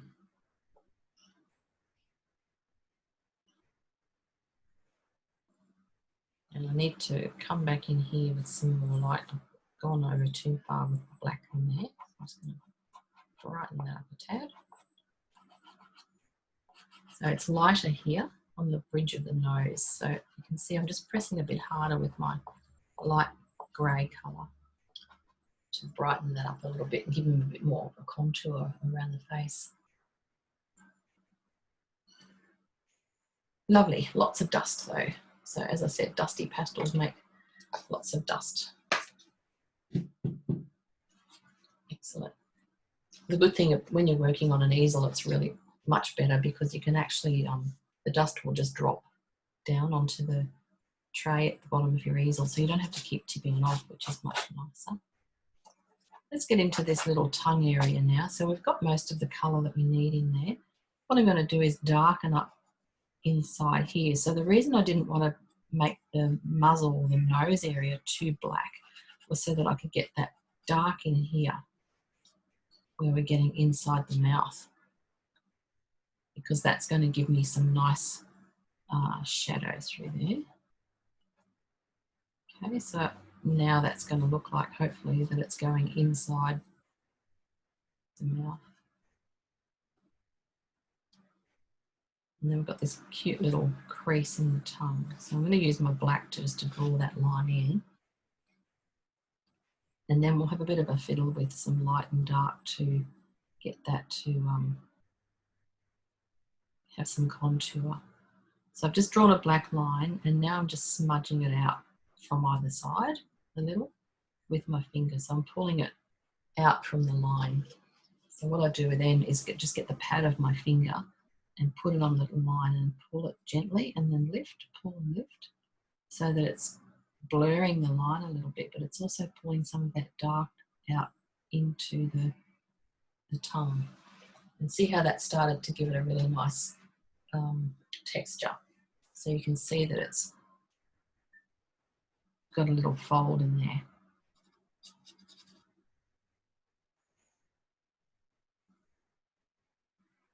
Cool. And then we've got some lighter pink over this side where the light's coming from. I'm just going to put a bit more pink on here. And I'll come in, what I'm going to do next is put the outline of that dark section around the tongue, so the bottom of the mouth that sits around the outside of the tongue. We'll define that in a sec with the black pastel. Over on this side, on the tongue, it's quite light. You can see that it's catching the light in here. So we need to brighten that up a little bit, I think.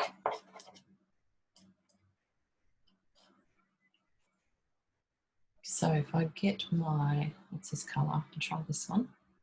This is my apricot kind of colour that I used up in the fur earlier. See if that's going to be light enough. You probably noticed that I tend not to jump straight into my lightest, so I didn't pick up white because I just wanted to see if this will be enough to do what I need it to do. So what I'm trying to do is get that nice little shine on the tongue. That could be enough. I'm going to leave that for now. If I need to come back and put more light on, I can. What I want to do is get this black or dark outline of the mouth going on. So what will I use? This one. This is my dark grey. I'm going to try this one first. I feel like it's probably not going to be dark enough, but we'll see. Again, I can go darker if I need to. Just pulling that around there, and then go down into this section here.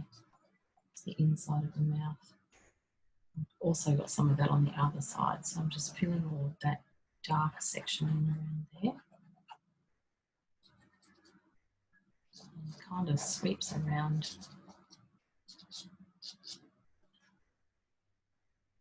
No, it's probably not dark enough, but that's okay. At least by putting something down, you know, that's semi-dark, I can kind of look at it now and think, oh yeah, that's good. The shape's right. It's what I need it to do. This is a bit wide here, I think. Yeah, it is. So I've either got to try and get that off or something. I'll try and get it off, I think. It's a little wide just there, not too much. So getting it off is possible. You've just got to keep having a go at it. And as I said, the harder you press and the darker the colour is, the harder it is to get it off. The other nice thing about these colour fix papers is that you can get pastels in the same colour.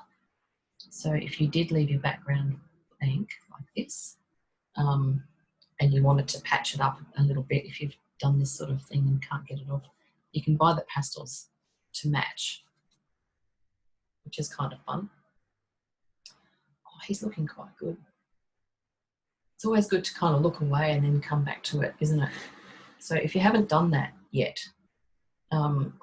just kind of take your eyes away, stand up maybe, and do a bit of a walk around and look back at what you've done.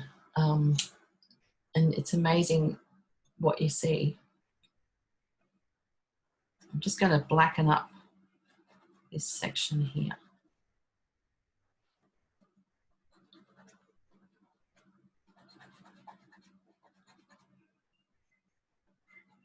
There we go, and then bring that around there. And then this little bit comes out about that far, not quite as far as I had it. So see, even if you do get your drawing right from the start, you're always constantly checking it. That's why it's a good idea to leave the grid lines on if you can in some spots, or at least mark the edges of, you know, where they were, so that you can keep measuring all the time. Because as you fill in colour and things and, you know, draw stuff and shapes, you do tend to kind of lose some of the drawing sometimes. So if you've still got those grid lines nearby or partly visible or something to refer to, it is just much more helpful because you can keep checking your drawing. Yeah, good. Okay. Just going to tip off that dust again because I want to get a bit of light in there. So just inside this tongue here on the left-hand side, you can see there's quite a bit of light or shine. So I'm going to use my light grey. I'm not going to go for white in here because I don't really want that to be, you know, the main feature. I mean, it makes sense that it is lighter there, but I don't want it to dominate, I suppose. I'll just put a little bit of smushy light through there. And that again tells me where the light's coming from, the direction of the light. The other thing I didn't need to do was put some shine on the nose. So while I've got this light grey in my hand, I'm just going to come back up and pop a bit of a line across there. See where the little nostril goes? And I can smush that in with my fingers in a sec. Just press very lightly when you're doing this kind of thing. You don't want to press too hard and commit until you're sure. So I like to kind of make sure that I've got things in the right spot first before I, you know, press too hard or make it a permanent mark.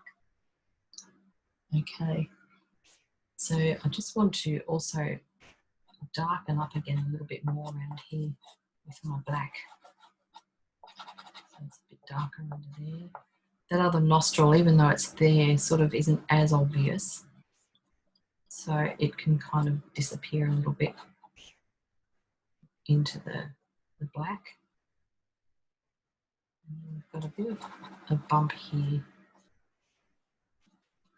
So just there's very subtle differences in tone between the black and the grey. Will just help to create a little bit of body and form.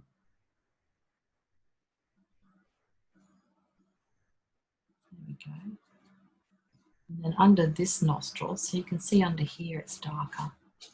So you can definitely see it comes down around through there. So by darkening that off underneath, I'm giving that form as well. So hopefully it'll start to look like it's a solid thing. I'll just soften off my little light marks.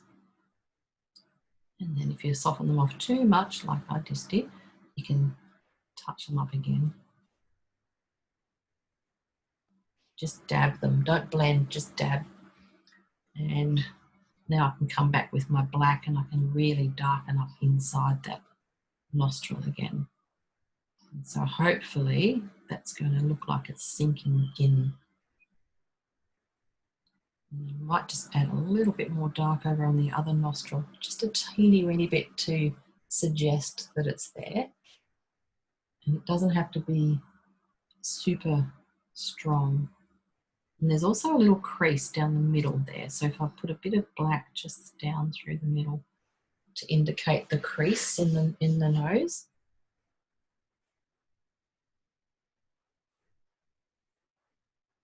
So that's why I like to, you know, not put all my darks down too soon, because then I've got room to add more if I need to. And same with the light. Save your light for last and save your dark for last. Cool. Good, good. Just for fun, I'm going to lighten up. No, that's not long enough. Just a little bit over here. Just on top of that other nostril, just so it starts to make a bit more sense. There we go. Yeah. Okay, good, good. This is a little too light. The white on the face on the right side, it's a little bit too light. So I'm just going to muddy that off a bit with my grey. Can't wait to see your paintings when we're done. All right, lovely. Now, next thing we need to do is get our light into the body of this guy, and then we'll just about be done. You might want to spend a bit more time after class polishing him off. I think he'd be worth it, this one. It's a nice one. Okay, so again, I've got lots of dust on my page. You can see there's lots of dust because I've tipped it off. This is not my whitest. This is my light grey, but I'm going to put that down where I can see the white fur. So remember, we've got a nice sharp edge on the side of the face here, between the face and the neck. And then that comes down through there into the collar area. Now, you could, you know, if you wanted to, I've seen lots of people do this, you kind of just make all this a bit suggestive and don't do a whole bunch of detail. You could just let that, you know, sort of just wander off the page, basically. So have all the detail on the face and, you know, the features that you want to have dominate. And then you could just keep this kind of loose. It's sort of an interesting style, I suppose, that you could do with pastels. You could just keep this sort of loose and let it disappear off the page. Personally, I'm not a fan. I like to see things finished and complete, but it's an option, you know. So maybe you'd like to explore that. You could try it with this particular picture, or you could try it with other ones. I did do it with a portrait once. I did the face, and then the shirt was kind of just sort of, you know, loose like this, and it looked pretty good because the shirt wasn't the feature, it was the face. But if you're anything like me, you will probably want to push all this in and make it lovely and bright and lovely and light, and get the collar and all the detail of that in as well. So let's quickly do that because we are out of time. So you'll have to finish this off after class and then send it to me when you're done. But yeah, we'll push this in, get that nice and bright. And of course, we've got these beautiful shadow sections that we blocked in earlier. So that's going to help to give us the feeling of the chest and the posture, shoulders and so forth. And so I think that looks much nicer. To clean up this bit here. So I'd have to come back down through there, clean up the edge of his face a little bit. And we can just pop in the collar. So let's just do that quickly. Run that around up through there. And I'll have to come back and finish him off later too. So we can do that, and then we've got a couple of little silver bits on there. I'll just use my grey to put a few little shiny bits on, and that will help to make him look like he's got a buckle on his collar.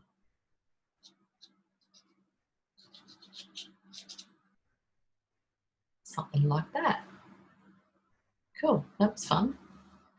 And then, just so you know, because that wasn't my whitest white, then you can really look at this and go, okay, where is it the whitest? And you can pop your white on, and that will give it that final lovely shine. you know, where the light's catching that side of his fur or his neck. And you can really highlight a couple of those lovely light spots, for instance, up here on the nose, you know, because it's lovely and bright right there, because that's part of the face is kind of sticking out more, and it'll be catching that light. You can lighten that up. You could even put a bit more shine on the nose if you wanted to, and maybe even in the eye if you're not happy with the shine on your eye, lighten that up a bit more, and even on the top of the ear there, although that is white there. So when you're doing something like this, as I said at the beginning, I always look for pictures that have a really nice contrast of whites and darks, or lights and darks. And that way, you know, you can have a bit of fun with it and really experiment with your colours and your tones. So the funnest part is matching your colours to your tones, I think. You know, it's easy to do it in, not easy, but in charcoal, you've only got one colour to play with, so you've really got to kind of work with, you know, how much dark you put down and then how much light, and if you push it around and lighten it off and that kind of thing.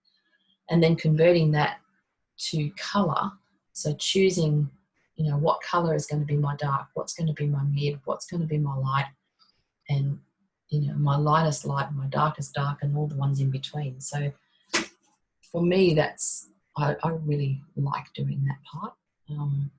I think it's the challenge, but it does take a long time to kind of get your head around it and, you know, adapt colour to tone, basically. Anyway, I'm going to leave it there for today. Thank you for coming, and please send me through your photos when you're done. I'd love to see how you went, and I'm excited about this one. I think this has got potential. Could even be frameable. So yeah, please feel free to finish him off, and then send me the results.